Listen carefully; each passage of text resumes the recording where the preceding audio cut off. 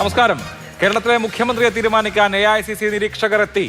കോൺഗ്രസ് MLA-മാരുമായി ചർച്ച നടത്തിയ ശേഷം നിരീക്ഷകരായ അജയ് മാക്കൻ, മുകുൾ വാസ്നിക് എന്നിവർ കോൺഗ്രസ് ദേശീയ നേതൃത്വത്തിന് റിപ്പോർട്ട് സമർപ്പിക്കും. നാളെയാണ് നിയമസഭാ കക്ഷി യോഗം ചേരുക. മുഖ്യമന്ത്രി സ്ഥാനം സംബന്ധിച്ച അഭ്യൂഹങ്ങൾക്കിടെ രമേശ് ചെന്നിത്തല ഡൽഹിയിലെത്തി മടങ്ങി. കോൺഗ്രസ് ദേശീയ നേതൃത്വവുമായി അദ്ദേഹം കൂടിക്കാഴ്ച നടത്തി. പ്രതിപക്ഷ നേതാവായി അതേസമയം പിണറായി വിജയൻ വേണമെന്നാണ് സംസ്ഥാന സെക്രട്ടേറിയറ്റിലെ പൊതുവികാരം. തെരഞ്ഞെടുപ്പാനന്തര വിഷയങ്ങൾ ചർച്ച ചെയ്യുന്നു. ഇന്ന് ദീപ്തി മേരി വർഗീസ്, കോൺഗ്രസ് മോഹൻ വർഗീസ്, രാഷ്ട്രീയ നിരീക്ഷകൻ നിസാം സേദ്, രാഷ്ട്രീയ നിരീക്ഷകൻ ജേക്കബ് ജോർജ്, മാധ്യമപ്രവർത്തകൻ PK ഗോപൻ, CPM എന്നിവർ. കോൺഗ്രസിന്റെ കാര്യത്തിലേക്ക് പോകുന്നതിന് മുമ്പ് ആദ്യം ശ്രീ PK ഗോപൻ, ആരായിരിക്കും പ്രതിപക്ഷ നേതാവ് എന്നുള്ള ചർച്ച വലിയ ചർച്ചയായി സമൂഹത്തിലുണ്ട്. ആ ചർച്ച അവിടെ നടക്കുമ്പോൾ തന്നെ തെരഞ്ഞെടുപ്പ് ഫലം വന്നിട്ട് 2 ദിവസം കഴിയാണ്. ഇതുവരെ തെരഞ്ഞെടുപ്പിനെ നയിച്ച മുഖ്യമന്ത്രി സ്ഥാനത്തിരിക്കുന്ന പിണറായി വിജയൻ ഒരക്ഷരം പറഞ്ഞിട്ടില്ല. ജനാധിപത്യത്തിൽ ജയവും തോൽവിയും ഒക്കെ ഉണ്ടാവുമല്ലോ. 81 ലക്ഷം വോട്ട് കിട്ടിയ ഒരു മുന്നണിയാണ് LDF. അതിനെ നയിച്ച ആൾക്ക് ഈ ജനവിധിയെക്കുറിച്ച് ഒരക്ഷരവും സമൂഹത്തോട് പറയാനില്ലേ?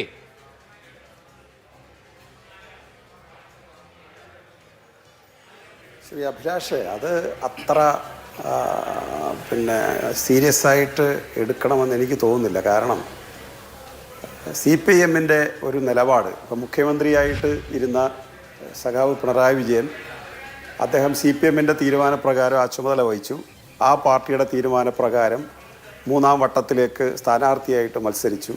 സ്വാഭാവികമായിട്ടും രാഷ്ട്രീയ തീരുമാനത്തിൻ്റെ ഭാഗമാണത്. അപ്പോൾ എന്താണ് ആ എലക്ഷനിൽ സംഭവിച്ചത് എന്നുള്ളതിനെക്കുറിച്ച് CPM-ന്റെ ഒരു നിലപാട് പറഞ്ഞു.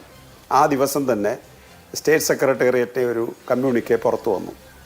അതിനുശേഷം ഇന്ന് സംസ്ഥാന സെക്രട്ടറി പത്രസമ്മേളനത്തിലൂടെ ചില കാര്യങ്ങൾ ചുരുക്കി അവതരിപ്പിച്ചു. എങ്ങനെയാണ് പാർട്ടി തോൽവിയെ അഭിമുഖീകരിക്കാൻ പോകുന്നത് എന്ന് വിശദീകരിച്ചു. ചോദ്യങ്ങൾ സ്വീകരിച്ചു പോലുമില്ല, ചോദ്യങ്ങളെ അഭിമുഖീകരിച്ചു പോലുമില്ല. ശ്രീ ഗോപൻ, ഇത് കേരള ചരിത്രത്തിൽ ആദ്യമായി തോക്കുന്ന സംഭവമൊന്നുമല്ലല്ലോ. അപ്പോൾ നിങ്ങൾ തന്നെ എത്രയോ വട്ടം തോറ്റിട്ടുണ്ട്. തോൽക്കുക, തിരിച്ചു വരിക, ഇതൊക്കെ രാഷ്ട്രീയത്തിൽ സ്വാഭാവികമല്ലേ? ഒരു തോൽവി കൊണ്ട് ഇങ്ങനെ ഇത്രയും നിസ്തേജരായി പോകേണ്ട കാര്യമുണ്ടോ? പിണറായി വിജയൻ മിണ്ടുന്നില്ല. MV ഗോവിന്ദ മാഷോട് ചോദ്യം ചോദിച്ച് ചോദ്യത്തിന് ഉത്തരവില്ല. ഇതെന്താണ് ഈ സംഭവം? ശരി അഭിലാഷേ, എന്തായി പറയുന്നത്? ഇന്ന് സംസ്ഥാന സെക്രട്ടേറിയറ്റ് മീറ്റിംഗ് കൂടിക്കൊണ്ടിരിക്കുകയാണ്. 4 മണിക്ക് പ്രസ് കോൺഫറൻസ് വെച്ചത് സ്റ്റേറ്റ് സെക്രട്ടേറിയറ്റ് മീറ്റിംഗ് കഴിഞ്ഞ് നിങ്ങളോട് ബ്രീഫ് ചെയ്യാനാണ്. പക്ഷേ സെക്രട്ടേറിയറ്റ് മീറ്റിംഗ് അവസാനിച്ചില്ല.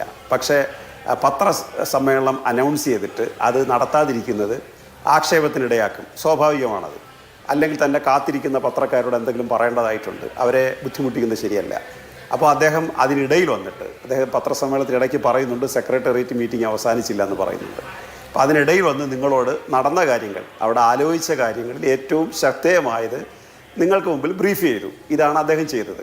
അപ്പോൾ ഞാൻ പറഞ്ഞു വന്ന വിഷയം ശ്രീ അഭിലാഷിൻ്റെ ഇടയ്ക്ക് തോൽവിയിൽ ഞങ്ങളങ്ങ് നിസ്തേജരായി പോയി എന്ന രൂപത്തിൽ അതിനെ കാണുന്നതേ ശരിയല്ല. ഞങ്ങൾ കുറച്ച് തോറ്റ ആളുകളെന്ന തരത്തിൽ സംയമനം പാലിക്കേണ്ടവർ, തോറ്റ ആളുകളെന്ന തരത്തിൽ വിനയത്തോടുകൂടി നിൽക്കേണ്ടവർ, തോറ്റ ആളുകളെന്ന തരത്തിൽ അതിനെ അംഗീകരിക്കേണ്ടവർ, അത് ഞങ്ങളുടെ ഒരു ദൗർബല്യമായിട്ട് കാണരുത്. ഞങ്ങളുടെ ഒരു മാന്യതയായിട്ടേ നിങ്ങൾ കാണാവൂ. അപ്പോൾ മുഖ്യമന്ത്രി അത് സംബന്ധിച്ച് പ്രതികരിക്കേണ്ട സന്ദർഭം വന്നാൽ ഇത് രാഷ്ട്രീയ നിലപാടാണ് പറയേണ്ടത്. ആ രാഷ്ട്രീയ നിലപാട് പറയേണ്ടത് CPM-ന്റെ സംസ്ഥാന സെക്രട്ടേറിയറ്റിൽ ആലോചിച്ചിട്ട്, ഇപ്പം പിണറായി വിജയൻ മാത്രമായിട്ട് അദ്ദേഹം മാത്രമായിട്ടൊരു കമൻറ്റ് ചെയ്യേണ്ടതില്ല. ഒരു വിലയിരുത്തലും ഒരു അഭിപ്രായങ്ങളും കേട്ടതിന് ശേഷം പറയാമെന്ന് സഖാവ് പിണറായി വിജയൻ തീരുമാനിച്ചെങ്കിൽ അതിനെ നമ്മൾ അംഗീകരിക്കുകയല്ലേ വേണ്ടത്? CPM-ന്റെ അകത്ത് ഈ ഗവൺമെൻറ്റിനെ നയിച്ച അല്ലെങ്കിൽ ഇപ്പോൾ പരാജയപ്പെട്ട മുന്നണിയുടെ നേതൃത്വം എന്താണ് ഈ പരാജയത്തെ സംബന്ധിച്ചൊരു പ്രാഥമികമായ പരിശോധന നടത്തുന്നത് എന്നതറിഞ്ഞിട്ട് വേണ്ടേ അദ്ദേഹം അഭിപ്രായം പറയാൻ. അതല്ലേ ഒരു കൂട്ടായ നേതൃത്വത്തിൻ്റെ ഭാഗമാകുന്ന ഒരാളുടെ രീതി എന്ന് പറഞ്ഞാൽ. അത് അങ്ങനെ ചെയ്യാൻ അദ്ദേഹം തീരുമാനിച്ചപ്പോൾ നമ്മളതൊരു കുറ്റപ്പെടുത്തലായിട്ട് കാണണോ എന്നുള്ളതാണ് പ്രസക്തമായ കാര്യം. ജനങ്ങൾ പ്രതീക്ഷിക്കുന്നുണ്ടല്ലോ അദ്ദേഹത്തിന്റെ ഭാഗത്തു നിന്നുള്ള പ്രതികരണം. ഞങ്ങൾ തോറ്റാൽ തോറ്റു, തോൽവിയുടെ കാരണം എന്തെന്ന് പരിശോധിക്കുക, അത് സ്വാഭാവികമായി നടക്കേണ്ട കാര്യമാണ്. ജനങ്ങളിൽ പ്രവർത്തിക്കേണ്ട, ജനങ്ങൾക്കിടയിൽ പ്രവർത്തിക്കേണ്ട പ്രസ്ഥാനങ്ങളാണല്ലോ. ജനങ്ങളിൽ നിന്ന് ഒളിച്ചോടാൻ പറ്റുമോ? പ്രതികരണങ്ങൾ ഒഴിവാക്കാൻ പറ്റുമോ? അങ്ങനെ പറ്റില്ല എന്നാണ് ഞാൻ വിചാരിക്കുന്നത്. പിന്നെ ഇന്നിപ്പോൾ ഗോവിന്ദമാഷ് പത്രസമ്മേളനത്തിൽ പറഞ്ഞ ഒരു കാര്യം, അത് ഒരർത്ഥത്തിൽ വിസ്മയം നൽകുന്നതാണ്. അദ്ദേഹം പറയുന്നു മെയ് ജൂൺ മാസങ്ങളിൽ എല്ലാ അംഗങ്ങൾക്കും പറയാനുള്ള അവസരം ഉണ്ടാവും. കമ്മിറ്റികൾ താഴെ തട്ടിൽ നിന്ന് തുടങ്ങുന്നു. നിർഭയമായി അഭിപ്രായം പറയാവുന്നു. അപ്പോൾ പാർട്ടി മെമ്പർമാർക്ക് നിർഭയമായി അഭിപ്രായം പറയാൻ വേദി ഒരുക്കുന്നു പറയുമ്പോൾ ഇത്രയും കാലം നിർഭയമായി പാർട്ടി കമ്മിറ്റികൾക്കകത്ത് അഭിപ്രായം പറയാൻ കഴിയുന്ന സാഹചര്യമില്ലായിരുന്നു എന്നാണോ നമ്മൾ മനസ്സിലാക്കേണ്ടത്? ശ്രീ അഭിലാഷെ, അങ്ങ് CPIM-ന്റെ സംസ്ഥാന സമ്മേളനം കവർ ചെയ്തിട്ടുള്ള ഒരു മാധ്യമ പ്രവർത്തകനാണ്. അങ്ങ് ആ സമ്മേളനങ്ങളെല്ലാം വന്നിട്ടുള്ള ചർച്ചകൾ മാതൃഭൂമി ഉൾപ്പെടെ അങ്ങ് ഏതൊക്കെ ചാനലിൽ പ്രവർത്തിച്ചിട്ടുണ്ടോ ആ ചാനലുകളിലും പത്രങ്ങളിലുമെല്ലാം ആ ചർച്ചയുടെ ഒരു വിവരം പുറത്തു വന്നിട്ടുമുണ്ട്. നിർഭയമായിട്ട് അഭിപ്രായം പറഞ്ഞില്ലെങ്കിൽ അത്തരം ചർച്ചകൾ വരികയും അപ്പോൾ അതിനുള്ള അവകാശം ആ പാർട്ടിക്കകത്തുണ്ട്. ഞാൻ CPIM-ന്റെ ഒരു 11 സംസ്ഥാന സമ്മേളനത്തിൽ പങ്കെടുത്ത ഒരാളാണ്. 11 സംസ്ഥാന സമ്മേളനങ്ങളിൽ സഖാവ് EMS-ന്റെ കാലം മുതൽ അദ്ദേഹത്തെയൊക്കെ ഇരുത്തി നമ്മുടെ പാർട്ടി പ്രവർത്തകർക്ക് എത്ര ശക്തമായി വിമർശിക്കാൻ EMS, EK നയനാർ, പിന്നെ VS അച്യുതാനന്ദൻ, പിണറായി വിജയൻ, കോടിയേരി ബാലകൃഷ്ണൻ, ഇങ്ങനെയുള്ള എല്ലാവരെയും ഇരുത്തി ചർച്ച ചെയ്തും അവരെക്കുറിച്ചുള്ളതും അവർക്ക് പറയാനുള്ളതുമായ കാര്യങ്ങൾ എത്ര ശക്തമായിട്ടാണ് CPIM-ന്റെ വേദികൾ ഒരുക്കി കൊടുക്കുന്നത്. ഇപ്പോഴും ഈ പറഞ്ഞ MV ഗോവിന്ദൻ മാഷ് പറഞ്ഞ നടപടിക്രമങ്ങളെല്ലാം സ്ഥിരമായി CPM-ൽ നടക്കുന്ന കാര്യങ്ങളാണ്. അതായത് ലോക്കൽ കമ്മിറ്റി അംഗങ്ങൾ പങ്കെടുത്ത് LC-കൾ കൂടുക, ജില്ലാ കമ്മിറ്റി അംഗങ്ങൾ പങ്കെടുത്ത് ലോക്കൽ കമ്മിറ്റി കൂടുക, ഏരിയ കമ്മിറ്റി അംഗങ്ങൾക്ക് പങ്കെടുത്ത് ബ്രാഞ്ച് കൂടുക, കേന്ദ്ര നേതൃത്വം ഉൾപ്പെടെ പങ്കെടുത്ത് ഏരിയ കമ്മിറ്റി വരെയുള്ള യോഗങ്ങൾ ചേരുക. ഇതെല്ലാം പാർട്ടിക്കകത്ത് സ്ഥിരമായി നടന്നു വരുന്നൊരു പ്രക്രിയ. അദ്ദേഹം പറഞ്ഞതിൻ്റെ സവിശേഷത തെരഞ്ഞെടുപ്പ് എന്ന ഒറ്റ അജണ്ട മാത്രം വച്ചിട്ട് ഈ ലീഡർഷിപ്പ് മുഴുവൻ പാർട്ടിയുടെ പ്രാദേശിക ഘടകങ്ങൾക്ക് വരെ കേൾക്കാനുള്ളത് കേട്ടിട്ട് സംസ്ഥാന കമ്മിറ്റി ഒരു റിവ്യൂ റിപ്പോർട്ട് തയ്യാറാക്കുക. മുൻകാലങ്ങളിൽ ചെയ്തത് സംസ്ഥാന കമ്മിറ്റി ഒരു റിവ്യൂ റിപ്പോർട്ട് തയ്യാറാക്കി അത് ജില്ല മുതൽ താഴേക്കുള്ള ഘടകങ്ങളിൽ അവതരിപ്പിക്കും. അതിൻ്റെ മേൽ ചർച്ച വരും. ഇപ്പോൾ അവർ വരുത്തിയിട്ടുള്ള ഒരു മാറ്റം, ആദ്യമേ ഒരു റിപ്പോർട്ട് തയ്യാറാക്കി സ്റ്റേറ്റ് കമ്മിറ്റിക്ക് ഇന്നതാണ് പറയാനുള്ളത് എന്ന് മാത്രം പറയണ്ട. അതാണ് ഇന്നത്തെ യോഗത്തിൻ്റെ സവിശേഷത. മറ്റേതല്ല, ഈ നിർഭയം എന്നുള്ളതല്ല പ്രശ്നം. നിർഭയമായി പറയാൻ ഏതൊരാൾക്കും ആരെങ്കിലും ആ നിർഭയത്വം ഉപയോഗിക്കാതിരിക്കുന്നെങ്കിൽ അതൊരു ശരിയാണ്. അങ്ങനെ അപൂർവമായിട്ട് ഉപയോഗിക്കാതിരിക്കുന്നു എന്നുള്ളത് ഞാൻ വേണമെങ്കിൽ സമ്മതിക്കാം. അല്ലാതെ മൊത്തം അങ്ങ് അടച്ച് കുറ്റപ്പെടുത്തുകയല്ല, അടച്ച് നിഷേധിക്കുകയല്ല. ഏതെങ്കിലും സഖാക്കൾക്ക് അങ്ങനെ നിർഭയമായി പറയുന്നതിന് എന്തെങ്കിലും പ്രയാസം നേരിട്ടിട്ടുണ്ടെങ്കിൽ അത് വേണ്ട, നിങ്ങൾ തുറന്നു പറഞ്ഞോളൂ എന്നുള്ളത് കൂടി ആ ഒരു സന്ദേശമാണ് ഗോവിന്ദൻ മാഷ് കൊടുത്തതെന്നാണ് ഞാൻ മനസ്സിലാക്കുന്നത്. ശരി, എന്തായാലും നിർഭയമായി അഭിപ്രായം പറയാം പാർട്ടി ഘടകങ്ങളിൽ നിന്ന് പാർട്ടി സെക്രട്ടറി പറയുന്ന ഒരു അഭൂതപൂർവമായ സ്ഥിതിവിശേഷം ഇന്ന് കേരളം കണ്ടു. ശ്രീ മോഹൻ വർഗീസ്, ആരാകും മുഖ്യമന്ത്രി എന്നതുപോലെ തന്നെ ആരാകും പ്രതിപക്ഷ നേതാവ് എന്നുള്ളത് വളരെ പ്രധാനപ്പെട്ട ചോദ്യമാണ്. CPM-ന്റെ സംസ്ഥാന സെക്രട്ടേറിയറ്റിൽ ഇന്ന് ബഹുഭൂരിപക്ഷം പേരും എല്ലാവരും തന്നെ പിണറായി വിജയൻ പ്രതിപക്ഷ നേതാവാകണം, നേതൃപദവിയിൽ എത്തണമെന്ന് അഭിപ്രായപ്പെട്ടതായാണ് ഞാൻ മനസ്സിലാക്കുന്നത്. എന്നാൽ ഘടകകക്ഷികൾക്കടക്കം ഒരു ജനറേഷൻ ചേഞ്ച് വേണം എന്ന ആഗ്രഹമുണ്ട്. CPM പിണറായിയെ തന്നെ മുൻനിർത്തി തോൽവിയിൽ പിന്തിരിഞ്ഞ് നടക്കുന്നവനല്ല നായകൻ. എങ്ങനെ മുഖ്യമന്ത്രിയായിരുന്നോ അതുപോലെ പ്രതിപക്ഷത്തെ നയിക്കണം, നിലവിലെ ഭരണപക്ഷത്തെ അക്കൗണ്ടബിൾ ആക്കാൻ നേതൃത്വം നൽകണമെന്ന് പാർട്ടി പറഞ്ഞാൽ പിണറായി വിജയൻ അത് ഏറ്റെടുക്കാനാണോ സാധ്യത? എന്ത് തോന്നുന്നു താങ്കൾക്ക്? പാർട്ടിയുടെ പുറത്തുനിന്ന് ഇത് കാണുന്ന ഒരാളെന്ന നിലയിൽ കാണാൻ സാധിക്കുന്നത് ഒന്ന്, ശ്രീ പിണറായി വിജയന്റെ പ്രായമാണ്. ഒരു പ്രതിപക്ഷ നേതാവായി ഒരു മുന്നണിയെ LDF-നെ നയിക്കാൻ തക്ക ഒരു ചടുലത ഒരുപക്ഷെ പിണറായിയിൽ അവശേഷിക്കുന്നുണ്ടോ എന്നതൊരു കാര്യം. അത് അർഹതയുടെ വിഷയമൊന്നുമല്ല, അത് പ്രായത്തിൻ്റെ വിഷയമാണ്. മുഖ്യമന്ത്രി എന്നത് ഒരു ഡയമെൻഷനാണ്. പക്ഷേ പ്രതിപക്ഷ നേതാവിന് കൂടുതൽ ചടുലത വേണം എന്ന ഒരു പൊതു ചിന്തയുണ്ടാവണം. അതുകൊണ്ട് മറ്റൊരാൾ ഒരു കാലഘട്ടം, ഒരു തലമുറ മാറ്റത്തിനുള്ള ഒരു അന്തരീക്ഷം സംജാതമായിരിക്കെ അത് ജൈവികമായി തന്നെ അത് കൊണ്ടുവരാനുള്ള ഒരു ഇച്ഛാശക്തി പാർട്ടി ആത്യന്തികമായി കാട്ടും. പക്ഷേ ഇപ്പോൾ ഭരണം നഷ്ടപ്പെട്ടപ്പോൾ ഉടൻ തന്നെ ഒരു നേതൃമാറ്റം ഉണ്ടാകണം, പ്രതിപക്ഷ നേതൃസ്ഥാനത്തേക്ക് മറ്റൊരാൾ വേണം എന്ന് പറയാതിരിക്കാനുള്ള മാന്യത CPM-ന്റെ സെക്രട്ടറി ഞങ്ങൾ കാണിച്ചു എന്നതുകൊണ്ടാണ് ശ്രീ പിണറായി വിജയൻ തന്നെ തുടരട്ടെ എന്ന ഒരു ചിന്തയിൽ അത് പിരിഞ്ഞത്. ഇതൊരു അർത്ഥോക്തിയിൽ നിർത്തിയിരിക്കുകയാണ്. ഇത് ഫൈനൽ തീരുമാനമല്ല. അതുകൊണ്ട് ഈ ഒരു ഹയറാർക്കി CPM-ന്റെ ഒരു ഡെമോക്രാറ്റിക് സോഷ്യലിസം ഉള്ള ഡെമോക്രാറ്റിക് സെൻട്രലിസം എന്ന ഒരു പ്രിൻസിപ്പിളിൻ്റെ അടിസ്ഥാനത്തിൽ പ്രവർത്തിക്കുന്ന പാർട്ടിയാണല്ലോ CPM. ഏത് കമ്മ്യൂണിസ്റ്റ് പാർട്ടിയും അങ്ങനെ തന്നെയാണ്. അങ്ങനെയാണെങ്കിൽ ഏറ്റവും വലിയ പോളിറ്റ് ബ്യൂറോ അംഗങ്ങളാരും സമശീർഷരായ ആരും തന്നെ ഇല്ല. ശ്രീ പിണറായി വിജയനെ ബദലായി കണ്ടെത്താൻ കഴിയുന്ന ഒരു മുഖമുണ്ടായിരുന്നു. പോളിറ്റ് ബ്യൂറോ അല്ല, കേന്ദ്ര കമ്മിറ്റി അംഗം ശൈലജ ടീച്ചർ. അപ്പോൾ ശൈലജ ടീച്ചർ പേരാവൂരിൽ മത്സരിച്ച് പരാജയപ്പെട്ടു. അപ്പോൾ പിന്നെ വലിയ സീനിയോറിറ്റി ഉള്ള ഒരു തലയെടുപ്പുള്ള അല്ലെങ്കിൽ പൊതുസ്വീകാര്യത ഉണ്ടെന്ന് കരുതാവുന്ന ആരും തന്നെ ആ രീതിയിൽ സ്വാഭാവിക ചോയ്സ് ആയിട്ടില്ല. പിന്നെയുള്ള ചോയ്സായിട്ട് വരാനുള്ളത് ഈ കേന്ദ്ര കമ്മിറ്റി അംഗം, സെക്രട്ടേറിയറ്റിലെ അംഗവും കേന്ദ്ര കമ്മിറ്റിയിലെ അംഗവുമായ ബാലഗോപാൽ മാത്രമാണ് ആ ഒരു രീതിയിൽ പിന്നീട് വരാൻ സാധ്യതയുള്ളത്. ഇപ്പോൾ പി രാജീവ് MLA അല്ല. അപ്പോൾ അതുപോലെ മറ്റ് പലരും MLA സ്ഥാനത്ത് എത്താവുന്ന ആളുകൾ MLA സ്ഥാനത്ത് എത്തിയിട്ടില്ല. സജി ചെറിയാൻ MLA ആയിട്ട് തിരഞ്ഞെടുക്കപ്പെട്ടു. അപ്പോൾ അതിനിടയിൽ നിന്നുമുണ്ട്. അതുകൊണ്ട് ഇവിടെ ആരാകുമെന്നതല്ല വിഷയം, മറിച്ച് പിണറായി യുഗത്തിന് അന്ത്യമായോ എന്നതാണ്. അത് പാർട്ടി അതേക്കുറിച്ച് ഒരു സ്ഥിരീകരണം നൽകുന്നതിന് തുല്യമാവും പ്രതിപക്ഷ നേതൃസ്ഥാനത്തേക്ക് അദ്ദേഹത്തിന് ഈസ് ഔട്ട് ചെയ്യുക. അങ്ങനെയെങ്കിൽ ഒരു BJP-യിലൊക്കെ ഉണ്ടല്ലോ ഈ മാർഗനിർദ്ദേശക മണ്ഡൽ, അതുപോലെയുള്ള സംവിധാനം ഒന്നും CPM-ൽ ഇല്ലാത്തത് കൊണ്ട് എങ്ങനെയാണ് പിണറായി വിജയന്റെ സേവനം തുടർന്നും പാർട്ടിക്ക് MLA എന്നുള്ള നിലയിൽ മാത്രം ഉദ്ദേശിച്ചാൽ മതിയോ, അതോ ഭരണപരിഷ്കാര കമ്മീഷന്റെ തലപ്പത്തേക്ക് ശ്രീ പിണറായി വിജയനെ കൊണ്ടുവരാനുള്ള സാഹസം എന്ന് പറയാനാവില്ലല്ലോ. മുൻ മുഖ്യമന്ത്രി VS അച്യുതാനന്ദനെ ഭരണപരിഷ്കാര കമ്മീഷൻ ചെയർമാനായിട്ട്, ഇത് ഭരണമില്ലാത്തതുകൊണ്ട് പരിഷ്കാരം വേണ്ടല്ലോ, അപ്പോൾ UDF അല്ലേ ഭരണം നടത്തുന്നത്, അപ്പോൾ ആ ഒരു സ്കോപ്പും ഇല്ലാതായിരിക്കുന്നു. അവിടെയാണ് CPM-നെ സംബന്ധിച്ചിടത്തോളം നല്ലൊരു അവസരം, വീട് കിട്ടിയ ഒന്നാന്തരം അവസരം, ആത്മപരിശോധന നടത്താൻ, തിരുത്തലുകൾ വേണമെങ്കിൽ തിരുത്താൻ. അതുകൊണ്ട് പല സ്വരങ്ങൾ ഉയരും. സെക്രട്ടറിയിൽ കേട്ട സ്വരം നല്ലതാണ്, കാരണം പറയാനുള്ളത് പറയട്ടെ, നിർഭയം പറയട്ടെ. പാർട്ടി സെക്രട്ടറി പറയുകയാണ് നിർഭയം പറയട്ടെ എന്ന് പറഞ്ഞാൽ അതിനർത്ഥം ഒരു ഒളിയമ്പുണ്ട് അതിനകത്ത്. ഒളിയമ്പ് മാത്രമല്ല, ഒരു യാഥാർത്ഥ്യബോധമുണ്ട്. ഒരു ചെറിയ ഭയമുണ്ടായിരുന്നു പിണറായി കാലഘട്ടത്തിൽ, ചെറിയ സങ്കോചമുണ്ടായിരുന്നു. ഇനി തുറന്ന സംസാരങ്ങൾ ഉണ്ടാവട്ടെ, യഥാർത്ഥ തിരുത്തലുകൾ ഉണ്ടാകട്ടെ, താഴെത്തട്ടിൽ മുതൽ വിമർശനങ്ങൾ ഉണ്ടാകട്ടെ, നല്ല കാര്യമാണത്. ശരി, ശ്രീ ജേക്കബ് ജോർജ്, ഇപ്പോൾ ആ കാര്യത്തിൽ പിണറായി വിജയന് പ്രതിപക്ഷ നേതാവാകാൻ പ്രായമൊരു തടസ്സമാണ്. 82 വയസ്സായി പിണറായി വിജയന്. VS അച്യുതാനന്ദൻ 2011 പ്രതിപക്ഷ നേതാവുമ്പോൾ 88-ാമത്തെ വയസ്സിലാണ്. 88-ാമത്തെ വയസ്സ് മുതൽ അദ്ദേഹം 5 കൊല്ലം പ്രതിപക്ഷ നേതാവായിട്ടിരുന്നപ്പോൾ ഫയറായിരുന്നു. കേരളം കണ്ട ഏറ്റവും വലിയ ശക്തനായ കരുത്തനായ പ്രതിപക്ഷ നേതാവായിരുന്നു VS അച്യുതാനന്ദൻ. അദ്ദേഹം പോയ മതികെട്ടാൻ മലയില്ലേ, അവിടെ ഞാൻ പോയി 2 ദിവസം കഴിഞ്ഞപ്പോൾ. അയ്യോ, അവിടെ ചെന്നപ്പം ജീപ്പേ കയറിയിട്ടേ ഒരു വലിയ ഉരുളൻകല്ല്, അതേ നിന്ന് അടുത്ത ഉരുളൻകല്ലിലേക്ക് ജീപ്പ് ചാടിക്കയറണം. ജീപ്പങ്ങ് പറന്ന് പോവാണേ. അങ്ങനത്തെ ജീപ്പിൽ ഇരുന്നാണ് മതികെട്ടാമല കയറിയത്. PC ജോർജ് ആയിരുന്നു അന്ന് കൂടെ ഉണ്ടായിരുന്നത്. ആ ഊർജ്ജത്തിൽ കേരളം കണ്ട ഏറ്റവും വലിയ പ്രതിപക്ഷ നേതാവ് VS അച്യുതാനന്ദൻ തന്നെയായിരുന്നു. ആ പ്രായത്തിൽ അദ്ദേഹം തീപ്പൊരി ചെതറി. അല്ല, അതുപോലെ പിണറായിക്ക് പറ്റുമോ ഇല്ലയോ എന്നുള്ളതാണ്. അതുപോലെ പിണറായിക്ക് പറ്റണമെന്നില്ല. പിണറായി അതിൽ നിന്ന് വ്യത്യസ്തനായ പ്രതിപക്ഷ നേതാവ്.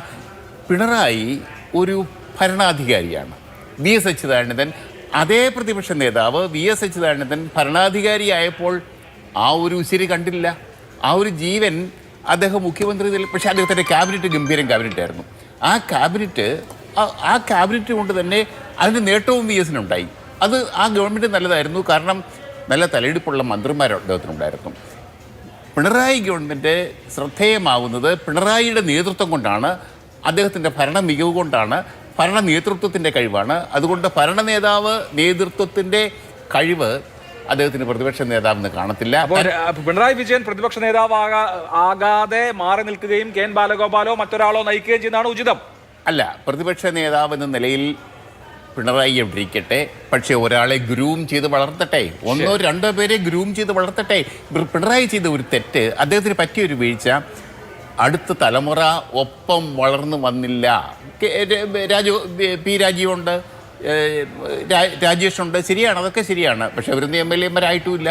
അതാണ് എൻ്റെ പ്രശ്നം. ശരി, ശൈലജ ടീച്ചറില്ല, പി രാജീവില്ല, MP രാജേഷ് ഇല്ല, KN ബാലഗോപാൽ കേന്ദ്ര കമ്മിറ്റി അംഗം എന്നുള്ള നിലയിൽ ഏറ്റവും കുറഞ്ഞത് പ്രതിപക്ഷ ഉപനേതാവെങ്കിലുമായി വരും. പ്രതിപക്ഷ നേതാവായി വരുമോ എന്നുള്ളത് നമ്മൾ കാത്തിരുന്ന് കാണേണ്ട കാര്യമാണ്. പ്രതിപക്ഷ നേതാവിന്റെ കാര്യം പറയുന്ന പോലെ തന്നെ പ്രധാനമാണ് മുഖ്യമന്ത്രിയുടെ കാര്യവും. ശ്രീമതി ദീപ്തി മേരി വർഗീസ്, മുകുൾ വാസ്നിക്കും അജയ് മാക്കനും എത്തിക്കഴിഞ്ഞു. നാളെ നിയമസഭാ കക്ഷി ചേരും. MLA-മാരുമായി കേന്ദ്ര നേതാക്കൾ ആശയവിനിമയം നടത്തും.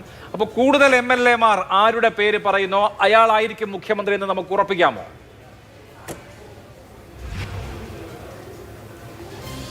കോൺഗ്രസിന് എല്ലാ കാലത്തും ഒരു രീതിയുണ്ട് മുഖ്യമന്ത്രിമാരെ തിരഞ്ഞെടുക്കാൻ. രാജ്യത്തുടനീളം മുഖ്യമന്ത്രിമാരെ തിരഞ്ഞെടുത്തുകൊണ്ടിരിക്കുന്ന സാഹചര്യം കൂടി പല സ്ഥലങ്ങളിൽ വിജയിച്ചു വരുന്ന സ്ഥലങ്ങളിലൊക്കെ നമ്മൾ കാണുന്ന രീതികളുണ്ടല്ലോ. കഴിഞ്ഞ കാലങ്ങളായി, വർഷങ്ങളായി AICCക്ക് അറിയാം ഏത് രീതിയിലാണ് ഒരു മുഖ്യമന്ത്രി ജയിച്ചു വന്നാൽ ഒരു സംസ്ഥാനത്ത് മുഖ്യമന്ത്രിയെ തിരഞ്ഞെടുക്കേണ്ടതെന്ന്. തീർച്ചയായിട്ടും ഏറ്റവും അടിസ്ഥാനപരമായി MLA-മാരുടെ അഭിപ്രായം ചോദിക്കുക എന്നുള്ളതാണെന്നുള്ള കാര്യത്തിൽ യാതൊരു സംശയവുമില്ല. എല്ലാ രാഷ്ട്രീയ പാർട്ടികളിലും അത്തരത്തിൽ തന്നെയാണല്ലോ കാര്യങ്ങൾ ചെയ്യുന്നത്. MLA-മാരുടെ അഭിപ്രായം ചോദിക്കും, വേണ്ടി വന്നാൽ മുതിർന്ന നേതാക്കളുമായി ചർച്ച നടത്തും. അവർക്ക് അഭിപ്രായ സമന്വയം നടത്തുക എന്നുള്ളത് AICC ഒബ്സർവേഴ്സ് ആണ് അത് ചെയ്യേണ്ടത്. അത് അതിൻ്റെതായ രീതിയിൽ തന്നെ നടക്കുമെന്നുള്ള കാര്യത്തിൽ ഒരു സംശയവുമില്ല. അല്ല, അതിൽ ശ്രീമതി ദീപ്തി മേരി വർഗീസ്, ഈ കോൺഗ്രസിന് അതിൻ്റെതായ രീതി ഉണ്ടെന്ന് പറയുമ്പോൾ ആ രീതി എപ്പോഴും ഫോളോ ചെയ്യാറുണ്ട്. ഞാൻ ഇന്നലെ രമേശ് ചെന്നിത്തലയെ കണ്ടിരുന്നു. അപ്പോൾ അദ്ദേഹത്തോട് ചോദിച്ചപ്പോൾ അദ്ദേഹം പറഞ്ഞത് 2011 ജയിച്ചു, ഞാനായിരുന്നു KPC പ്രസിഡന്റ്, ഞാനും ജയിച്ചു, ഉമ്മൻചാണ്ടിയും ജയിച്ചു, ഞാനാണ് ഉമ്മൻചാണ്ടിയുടെ പേര് നിർദ്ദേശിച്ചത്, അദ്ദേഹമായിരുന്നല്ലോ സീനിയർ എന്ന് പറഞ്ഞാൽ സീനിയോറിറ്റിക്ക് പാർട്ടിയിൽ വലിയ പദവി ഉണ്ട് എന്നാണ് അതുകൊണ്ട് അദ്ദേഹം അർത്ഥമാക്കുന്നത്. രണ്ടാമത്തെ തവണ, കഴിഞ്ഞ തവണ ഇതേപോലെ MLA-മാരുടെ അഭിപ്രായം മറ്റുമൊക്കെ ചോദിച്ചു. പക്ഷേ ഹൈക്കമാൻഡ് തീരുമാനിച്ചത് VD സതീശനെ പ്രതിപക്ഷ നേതാവായി തെരഞ്ഞെടുക്കാനാണ്. അതിപ്പോൾ MLA-മാരുടെ തലയെണ്ണി നോക്കിയിട്ടല്ലോ എന്ന് പറഞ്ഞത് മാതിരി ഈ പാർട്ടിക്കൊരു രീതി ഉണ്ടല്ലോ എന്ന് പറയുമ്പോൾ ഓരോ തവണയും ഓരോ രീതിയല്ലേ? അല്ല, ഓരോ തവണയും ഓരോ രീതി എന്നല്ല, ഓരോ സാഹചര്യങ്ങളാണല്ലോ. ഇപ്പോൾ കഴിഞ്ഞ തവണ ശ്രീ രമേശ് ചെന്നിത്തല, അദ്ദേഹം ഏറ്റവും ശക്തനായ ഒരു പ്രതിപക്ഷ നേതാവായിരുന്നു. വളരെ നല്ല രീതിയിൽ തന്നെ കേരളത്തിലെ നിയമസഭയിലും അകത്തും പുറത്തും വളരെ ശക്തമായ രീതിയിൽ പ്രവർത്തിച്ച ഒരാളായിരുന്നു. അദ്ദേഹത്തിന് ഭൂരിപക്ഷവും ഉണ്ടായിരുന്നു. പക്ഷേ 5 വർഷം പ്രതിപക്ഷ നേതാവായിട്ടിരുന്ന ഒരാൾ ഇനിയും ഒരു ചെറിയ മാറ്റം ഉണ്ടാകണം, പുതിയൊരാൾ വരട്ടെ എന്നുള്ള ഒരു പുതു തീരുമാനത്തിലേക്ക്, ഒരഭിപ്രായത്തിലേക്ക്, ഒരഭിപ്രായ സമന്വയത്തിലേക്ക് അത് വരികയായിരുന്നു. അങ്ങനെ ഒരു അഭിപ്രായ സമന്വയത്തിലേക്ക് വന്നുകൊണ്ട് അത്തരത്തിൽ തീരുമാനിച്ചു. അതാണ് പറഞ്ഞത്, ഓരോ സാഹചര്യങ്ങളാണല്ലോ. പക്ഷേ ഒരു മുഖ്യമന്ത്രിയെ തീരുമാനിക്കുക എന്ന് പറഞ്ഞാൽ തീർച്ചയായിട്ടും അത് MLA-മാരുടെ അഭിപ്രായവും അതുപോലെ മുതിർന്ന നേതാക്കളുടെ അഭിപ്രായവും ഒക്കെ സമന്വയിപ്പിച്ചുകൊണ്ടായിരിക്കും തീരുമാനിക്കുന്നത്. മുഖ്യമന്ത്രി ഇപ്പോൾ കോൺഗ്രസിനെ സംബന്ധിച്ച് തീർച്ചയായിട്ടും ഇപ്പോൾ CPM പോലെയല്ല. CPM-നെ സംബന്ധിച്ച് ഒരൊറ്റ നേതാവിനെ മാത്രം മുൻനിർത്തി ഈ തെരഞ്ഞെടുപ്പിനെ നേരിട്ട ഒരു സാഹചര്യമാണ് നമ്മൾ കണ്ടത്. കേരളം മുഴുവൻ പിണറായി വിജയന്റെ മുഖം മാത്രമുള്ള ഒരു സാഹചര്യമാണ് ഉള്ളത്. അപ്പോൾ അദ്ദേഹത്തെ മാത്രം മുൻനിർത്തിക്കൊണ്ട് ഒരു തെരഞ്ഞെടുപ്പിനെ നേരിടുന്നു. അപ്പോൾ പ്രതിപക്ഷ നേതാവാണ് ഇപ്പോൾ താങ്കൾ ഇവിടെ ചർച്ച ചെയ്തല്ലോ, പ്രതിപക്ഷ നേതാവിനെ കുറിച്ച് ചർച്ച ചെയ്തല്ലോ. പ്രതിപക്ഷ നേതാവിനെ തെരഞ്ഞെടുക്കാൻ അവിടെ ചർച്ചകൾ നടക്കുന്നുണ്ട്. അപ്പോൾ സത്യത്തിൽ ശ്രീ ജേക്കബ് ജോർജ് എനിക്ക് ഏറെ ബഹുമാനമുള്ള പ്രിയപ്പെട്ട ഒരു വ്യക്തിയാണ്. പക്ഷേ അദ്ദേഹത്തെ പറഞ്ഞ തന്നെ അത്ഭുതപ്പെടുത്തുകയാണ്. ഇപ്പോഴും ഏറ്റവും പ്രാഗൽഭ്യമുള്ള, ഏറ്റവും പ്രഗത്ഭനായ ഭരണാധികാരി എന്നൊക്കെ പിണറായി വിജയനെ പറയാൻ അദ്ദേഹത്തിന് കഴിയുന്നുണ്ടല്ലോ എന്നുള്ളത് എന്നെ അത്ഭുതപ്പെടുത്തുകയാണ്. കാരണം അദ്ദേഹത്തിൻ്റെ ഏകാധിപത്യ പ്രവണതയും ഏകാധിപത്യ നയവുമാണ് തീർച്ചയായിട്ടും ഇത്തരത്തിലുള്ള ഒരു വലിയ പതനം CPM-ന് ഉണ്ടാക്കിയത് എന്നുള്ളത് ശ്രീ ഗോവിന്ദൻ മാഷിന്റെ വാക്കുകളിൽ നിന്ന് തന്നെ വ്യക്തമാണ്. അദ്ദേഹം ഇന്ന് പത്രസമ്മേളനത്തിൽ പറഞ്ഞ എന്താണ്, CPM-നെ ഇനി മുതൽ അഭിപ്രായ സ്വാതന്ത്ര്യമുണ്ടാകും, CPM-ന് താഴെത്തട്ടിൽ എല്ലാ ഘടകങ്ങളിലും അഭിപ്രായങ്ങൾ ചോദിക്കും, സ്വതന്ത്രമായ അഭിപ്രായം പറയാമെന്നാണ് പറഞ്ഞത്. ഇതുവരെ സ്വതന്ത്രമായ അഭിപ്രായം പറഞ്ഞില്ല എന്നുള്ളത് ഇപ്പോൾ പുതുതായിട്ട് അറിയുന്ന ഒരു കാര്യമല്ല. ഞങ്ങളൊക്കെ പല പ്രാവശ്യം ഇത്തരത്തിലുള്ള ചർച്ചകളിൽ പറഞ്ഞിട്ടുള്ളതാണ്. മന്ത്രിമാർക്ക് പോലും അഭിപ്രായം പറയാനുള്ള സ്വാതന്ത്ര്യമില്ല. ഘടകകക്ഷി CPI-ക്ക് പോലും ചില അവസരങ്ങളിൽ വഴങ്ങിക്കൊടുക്കേണ്ടി വരുന്നു. അവർക്ക് അഭിപ്രായ വ്യത്യാസം, എത്രയോ വിഷയങ്ങളിൽ അഭിപ്രായ വ്യത്യാസം കാണിച്ചു അവർക്ക് വഴങ്ങിക്കൊടുക്കേണ്ടി വന്നു. അപ്പോൾ ആ ഒരു ഏകാധിപത്യ പ്രവണത അവിടെ കണ്ടുപോയിരുന്നു. ആ ഏകാധിപത്യ പ്രവണത ഇനി മുതൽ ഉണ്ടാവില്ല എന്നുള്ളത്, അത് ചിലപ്പോൾ ഇനിയിപ്പോൾ തിരുത്തുമെന്നൊക്കെ ആയിരിക്കും അവർ ഉദ്ദേശിച്ചത്. അതെന്തുമായിക്കോട്ടെ, അത് കോൺഗ്രസിനെ സംബന്ധിച്ച് അതൊരു വിഷയമല്ല. പക്ഷേ കോൺഗ്രസിനെ സംബന്ധിച്ച് കമ്മ്യൂണിസ്റ്റ് പാർട്ടി ഇന്ത്യയിൽ ഇപ്പോൾ ഇല്ലല്ലോ. ഇന്ത്യയിൽ ഒരു സംസ്ഥാനങ്ങളിൽ പോലും ഭരണത്തിലുമില്ല. അങ്ങനെ ഇല്ലാതായി പൂർണ്ണമായും കമ്മ്യൂണിസ്റ്റ് മുക്ത ഇന്ത്യയായി മാറിയല്ലോ എന്നുള്ളത് തീർച്ചയായിട്ടും അഡ്രസ് ചെയ്യപ്പെടേണ്ട ഒരു കാര്യം തന്നെയാണ് എന്ന് ഞാൻ കരുതുകയാണ്. ഒരു രാഷ്ട്രീയത്തെ വളരെ സമഗ്രമായി കാണുന്ന ഒരു വ്യക്തി എന്നുള്ള നിലയ്ക്ക് കൂടി ഞാൻ അത് കാണുകയാണ്. അത് ആ പതനം എന്താണെന്നുള്ളത് CPM തീർച്ചയായിട്ടും ചിന്തിക്കേണ്ട ഒരു കാര്യമാണ്. കോൺഗ്രസിനെ സംബന്ധിച്ച് താങ്കൾ ചോദിച്ചതുപോലെ മുഖ്യമന്ത്രി തെരഞ്ഞെടുപ്പ് എന്ന് പറയുന്നത്, മുഖ്യമന്ത്രിയെ തെരഞ്ഞെടുക്കുക എന്ന് പറയുന്നത് അതിന്റെ ഒരു ഡ്യൂ പ്രോസസ് ഉണ്ട്. ആ രീതിയിൽ തന്നെ നടക്കും. അതിൻ്റെ അകത്തൊന്നും യാതൊരു കൺഫ്യൂഷൻസും ഇല്ല എന്നുള്ള കാര്യമാണ് എനിക്ക് പറയാൻ. ശ്രീ നിസാം സയ്യിദ്, ഡ്യൂ പ്രോസസ് ഉണ്ട് കോൺഗ്രസിന്, കോൺഗ്രസ് ആവർത്തിച്ചു പറയുന്നു. കോൺഗ്രസിന്റെ നേതാക്കൾ 3 ക്യാമ്പുകളിലെയും ക്യാമ്പ് മാനേജർമാർ അവരുടെ നമ്പർ സംബന്ധിച്ച്, അവരുടെ യോഗ്യത സംബന്ധിച്ചൊക്കെയുള്ള വിവരങ്ങൾ അല്ലെങ്കിൽ അവരുടെ പ്രൊഫൈൽ ഒക്കെ ആ നിലയ്ക്ക് സജ്ജമാക്കുന്നുണ്ട്, സർക്കുലേറ്റ് ചെയ്യുന്നുണ്ട്. 3 ക്യാമ്പും സജ്ജമാണ്, റെഡിയാണ്. ഫൈനൽ തീരുമാനം ഏകകണ്ഠമായി ഉണ്ടാകുമെന്ന് എന്തായാലും നമുക്ക് വിചാരിക്കുകയും ചെയ്യാം. ഈ കാര്യത്തിൽ തീരുമാനം ആരെടുക്കുമെന്ന് താങ്കൾ വിചാരിക്കുന്നു? MLA-മാരുടെ തലയെണ്ണി നോക്കി സാങ്കേതികമായി ഇതാ കൂടുതൽ പേർ പാർലമെന്ററി പാർട്ടിയിൽ ഇന്നയാളെ പിന്തുണയ്ക്കുന്നു, അതുകൊണ്ട് ഇയാളാവട്ടെ എന്ന നിലയ്ക്ക് ഒരു തീരുമാനം ഉണ്ടാവുമോ? അതോ രാഹുൽ ഗാന്ധിയുടെ ചോയ്സ് ഇക്കാര്യത്തിൽ പരമപ്രധാനമാവുമോ? എന്തായിരിക്കും ഫാക്ടർ?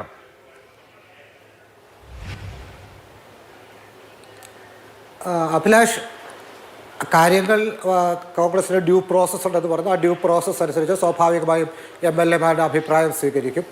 MLA-മാരുടെ അഭിപ്രായം പരിശോധിച്ച് ആർക്കാണ് പിന്തുണ എന്നുള്ളത് പരിശോധിക്കും. അതിനപ്പുറത്തും ചില പരിശോധനകൾ ഉണ്ടാകും എന്ന് തന്നെയാണ് ഞാൻ വിശ്വസിക്കുന്നത്. തീർച്ചയായും ജനകീയ വികാരം എന്താണെന്നുള്ളത് ബോധ്യമാകും. അതിനുവേണ്ടിയുള്ള അത് അറിയാൻ കഴിയുന്ന ആളുകളൊക്കെ തന്നെയായിരിക്കും തീരുമാനമെടുക്കുന്നത്. അത് ഒരു ഘടകമാകും. കോൺഗ്രസ് പാർട്ടിയെ ഒറ്റക്കെട്ടായി മുന്നോട്ട് നയിക്കാൻ കഴിയുന്ന ആരാണ് എന്നുള്ളത് ഒരു പ്രധാന ഘടകമാകും. കോൺഗ്രസ് ആരെ തിരഞ്ഞെടുത്താലാണ് കോൺഗ്രസ് പാർട്ടിക്ക് ഒരു ഗുണകരമാകുന്നത് എന്നുള്ള പ്രശ്നമുണ്ടാകും. അപ്പോൾ ഈ ഘടകങ്ങളെല്ലാം പരിശോധിച്ച് ഒരു കൂട്ടായ തീരുമാനമായിരിക്കും ഉണ്ടാകുന്നത് എന്നാണ് ഞാൻ പ്രതീക്ഷിക്കുന്നത്. ഏതെങ്കിലും ഒരു വ്യക്തിയെ മാത്രം ഉൾക്കൊണ്ടുകൊണ്ടുള്ള അല്ലെങ്കിൽ ഏതെങ്കിലും ഒരു വ്യക്തിക്ക് മാത്രം സ്വീകാര്യമായ ഒരു തീരുമാനമായിരിക്കില്ല. ഈ പറഞ്ഞ മുഴുവൻ 3 ആളുകളെയും ഇതിന് പുറത്ത് നിൽക്കുന്ന ഇതിന് യോഗ്യരായ ചില ആളുകളെയും ഒക്കെ ഉൾക്കൊണ്ടുകൊണ്ട് ഒരു കൂട്ടായ തീരുമാനം ഉണ്ടാകും. അത് വലിയ പൊട്ടിത്തെറികളില്ലാതെ കോൺഗ്രസിന് നടപ്പാക്കാൻ കഴിയും എന്നുള്ള വിശ്വാസമാണ് എനിക്കുള്ളത്. പക്ഷെ അതിനേക്കാളൊക്കെ പ്രധാനമായ കാര്യം ഇത്തരം ചർച്ചകളെ വളരെ വ്യക്തിപരമായ ഒരു തലത്തിലേക്ക് ചുരുക്കുന്നത് വളരെ അപകടമാണെന്ന് വിശ്വസിക്കുന്നതിനാണ് ഞാൻ. കാരണം ആരാണ് മുഖ്യമന്ത്രി, ആരാണ് പ്രതിപക്ഷ നേതാവ് എന്നുള്ളതൊക്കെ നമ്മൾ ചർച്ച ചെയ്യുമ്പോൾ ഈ തെരഞ്ഞെടുപ്പ് നമുക്ക് നൽകുന്ന ഏറ്റവും വലിയ സന്ദേശം എന്താണ്? ഒരു വ്യക്തിയിലേക്ക്, ഒരു പാർട്ടിയെ, ഒരു പ്രസ്ഥാനത്തെ, ഒരു ആശയത്തെ, ഒരു ഗവൺമെൻറ്റിനെ ചുരുക്കുന്നതിൻ്റെ അപകടം ജനങ്ങൾ തിരിച്ചറിഞ്ഞു. അത് കേരള സംസ്ഥാനത്തിനും കേരളത്തിലെ രാഷ്ട്രീയത്തിനും ഉണ്ടാക്കിയിട്ടുള്ള ദൂരവ്യാപകമായ ദുഷ്ഫലങ്ങളെ ജനം തിരിച്ചറിഞ്ഞു. അതുകൊണ്ട് അതിനെ സമ്പൂർണ്ണമായി തിരസ്കരിച്ചു എന്നുള്ളതാണ് ഈ തെരഞ്ഞെടുപ്പിൻ്റെ ഏറ്റവും വലിയ സന്ദേശം എന്നാണ് ഞാൻ വിശ്വസിക്കുന്നത്. കഴിഞ്ഞ 10 വർഷക്കാലമായി നമുക്കറിയാം CPM എന്ന പാർട്ടി, CPM എന്ന സംവിധാനം കേരളത്തിലെ സർക്കാർ ഒരു വ്യക്തിയിലേക്ക് ചുരുങ്ങിയിരിക്കുകയാണ്. ആ വ്യക്തി എല്ലാത്തിനും കാരണഭൂതനായ ആളായി മാറുന്നു. പാർട്ടിക്കൊരു വിജയമുണ്ടാകുമ്പോൾ അത് അദ്ദേഹത്തിൻ്റെ മാത്രം വിജയമാകുന്നു. അത് വളരെ അനന്യമായ ഒരു സാഹചര്യത്തിലുണ്ടായ 2021 വിജയം അദ്ദേഹത്തിൻ്റെ നേതൃഗുണത്തിൻ്റെ വിജയമായി മാറുന്നു. അങ്ങനെ എല്ലാം ഒരു വ്യക്തിയിലേക്ക് ചുരുക്കി അതിന് ചുറ്റും ഒരു അടിമ വൃന്ദം വളർന്നു വരുന്ന അപകടകരമായ സ്ഥിതിവിശേഷമാണ് നാം കഴിഞ്ഞ 10 വർഷം കണ്ടത്. ആ പാർട്ടിയെ തന്നെ ആ അടിമവൃന്ദത്തിന് ചുറ്റുമുള്ള ഒരു ഗുണഭോക്തൃ നെറ്റ്വർക്കാക്കി മാറ്റുകയായിരുന്നു കഴിഞ്ഞ 10 വർഷം. അത് നമ്മെ കൊണ്ടെത്തിച്ചിരിക്കുന്നത് കേരളത്തിൽ കാലാകാലമായി നിലനിന്നിരുന്ന ഒരു ബൈപോളാർ പോളിറ്റിയെ ഇല്ലാതാക്കിക്കൊണ്ട് മൂന്നാമതൊരു ശക്തി കടന്നു വരുന്നതിലേക്കാണ്. കേരളത്തിൽ ഇന്ന് സംഘ് പരിവാർ നിയമസഭയിൽ 3 അംഗങ്ങളെ നേടിയിരിക്കുന്നു. നമുക്കറിയാം 2016 ബംഗാൾ അസംബ്ലിയിൽ BJPക്ക് 3 അംഗങ്ങളാണ് ഉണ്ടായിരുന്നത്. 2021 ആയപ്പോൾ അവർ പ്രധാന പ്രതിപക്ഷമായി, 2026 ആയപ്പോൾ അവർ ഭരണ പാർട്ടിയായി. ഇതെല്ലാം സംഭവിച്ചിരിക്കുന്ന CPMൻ്റെ ചെലവിലാണ്. കഴിഞ്ഞ 10 വർഷം സംഘപരിവാർ കേരളത്തിൽ ശ്രമിച്ചുകൊണ്ടിരുന്നത് കോൺഗ്രസിനെ ദുർബലമാക്കി, കോൺഗ്രസിനെ ഇല്ലാതാക്കി ആ സ്പേസിലേക്ക് തങ്ങൾക്ക് കടന്നു വരാനുള്ള ശ്രമങ്ങളായിരുന്നു നടത്തിയിരുന്നത്.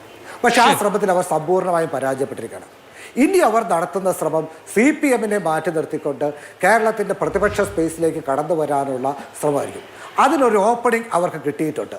ആ ഓപ്പണിംഗ് അവർ പ്രയോജനപ്പെടുത്താൻ ശ്രമിക്കും. പക്ഷെ അതിനെ പ്രതിരോധിക്കാൻ വേണ്ട നടപടികൾ CPM എടുക്കുന്നുണ്ടോ എന്നുള്ളതാണ് പ്രശ്നം. തീർച്ചയായിട്ടും അതൊക്കെ വരുന്ന കാലം തെളിയിക്കേണ്ട കാര്യമാണ്.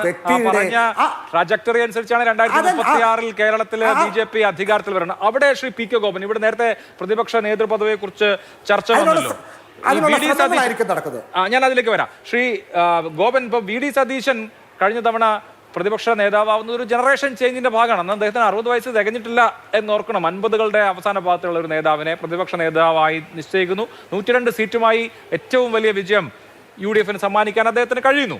അപ്പൊ നോക്കൂ, LDFനെ സംബന്ധിച്ച് LDF രൂപീകൃതമായതിനു ശേഷമുള്ള ഏറ്റവും ചെറിയ ടാലിയാണ് 35. അപ്പോൾ ആ എണ്ണവുമായി നിയമസഭയിൽ വളരെ ശക്തമായ പോരാട്ടം നടത്തേണ്ടി വരും. അപ്പോൾ ഒരു ജനറേഷൻ ചേഞ്ച് എന്നുള്ളത് അനിവാര്യമായി നടക്കേണ്ട ഒരു കാര്യമല്ലേ എന്ന് മാത്രമല്ല, നോക്കൂ, ഈ തെരഞ്ഞെടുപ്പ് തന്നെ പിണറായി കേന്ദ്രീകൃതമായിരുന്നു. മറ്റാരുണ്ട് LDF അല്ലാതെ എന്നായിരുന്നു ക്യാമ്പയിൻ വാചകമെങ്കിലും മറ്റാരുണ്ട് പിണറായി അല്ലാതെ എന്ന മട്ടിൽ സമ്പൂർണ്ണമായി ഒരാളിൽ കേന്ദ്രീകരിച്ച് ഒരു പേഴ്സണാലിറ്റി കൾട്ടിനെ മാത്രം മുന്നിൽ നിർത്തി നടത്തിയ തെരഞ്ഞെടുപ്പിലാണ് അമ്പേ പരാജയം പറ്റിയത്. അപ്പോൾ സ്വാഭാവികമായിട്ടും മാറി ചിന്തിക്കാനുള്ള ഒരു ജനറേഷൻ ചേഞ്ച് വേണം എന്ന് വിചാരിക്കാനുള്ള ഒരു അവസരമായി, ഇതിനെ ഒരു ഓപ്പർച്യൂണിറ്റിയായി എടുക്കാമല്ലോ ഇടതു മുന്നണിക്ക്.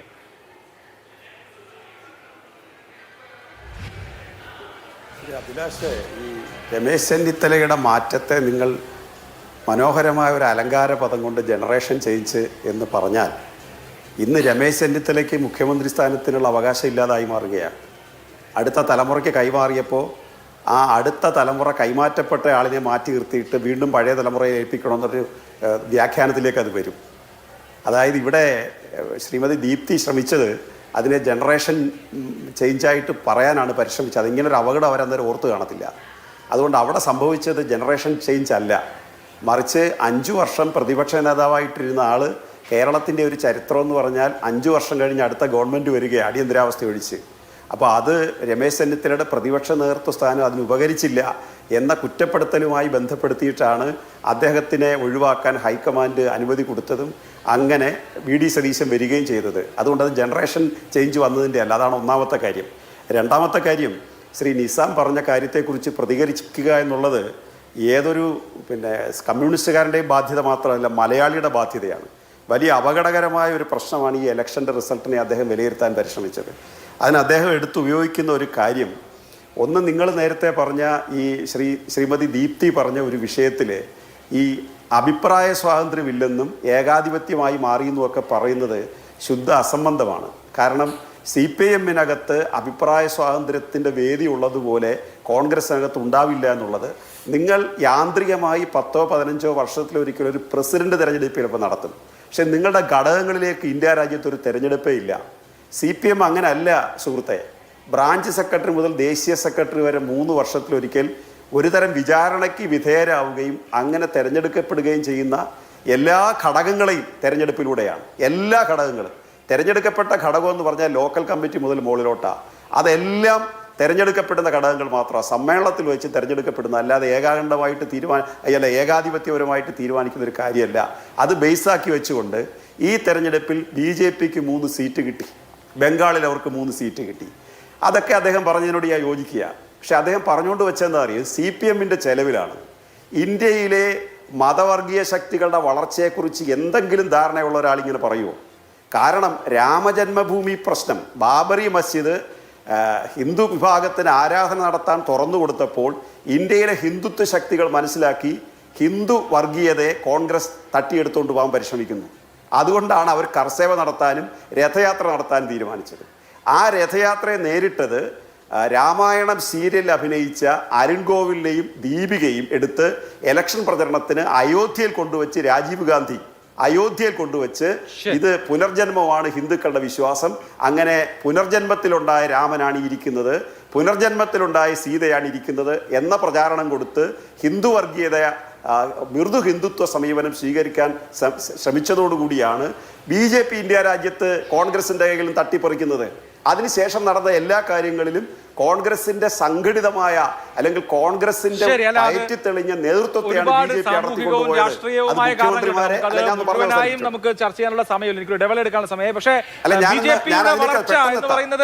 സമയം എടുക്കുന്നില്ല. ഞാൻ പറഞ്ഞത് പറഞ്ഞോളൂ.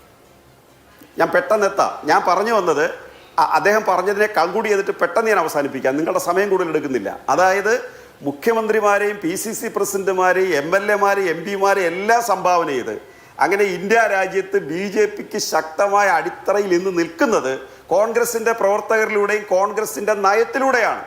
അങ്ങനെ ഒന്ന് CPM-ന്റെ ചെലവിലാണെന്നൊക്കെ പറഞ്ഞു കഴിഞ്ഞാൽ കടുത്ത അപരാധമാണ്.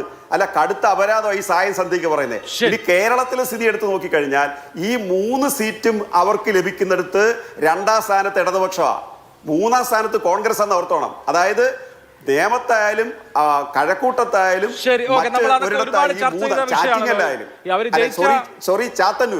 ചാത്തന്നൂരായാലും ഈ 3ഇടത്തും 2ാം സ്ഥാനം ഇടതുപക്ഷമാണ്.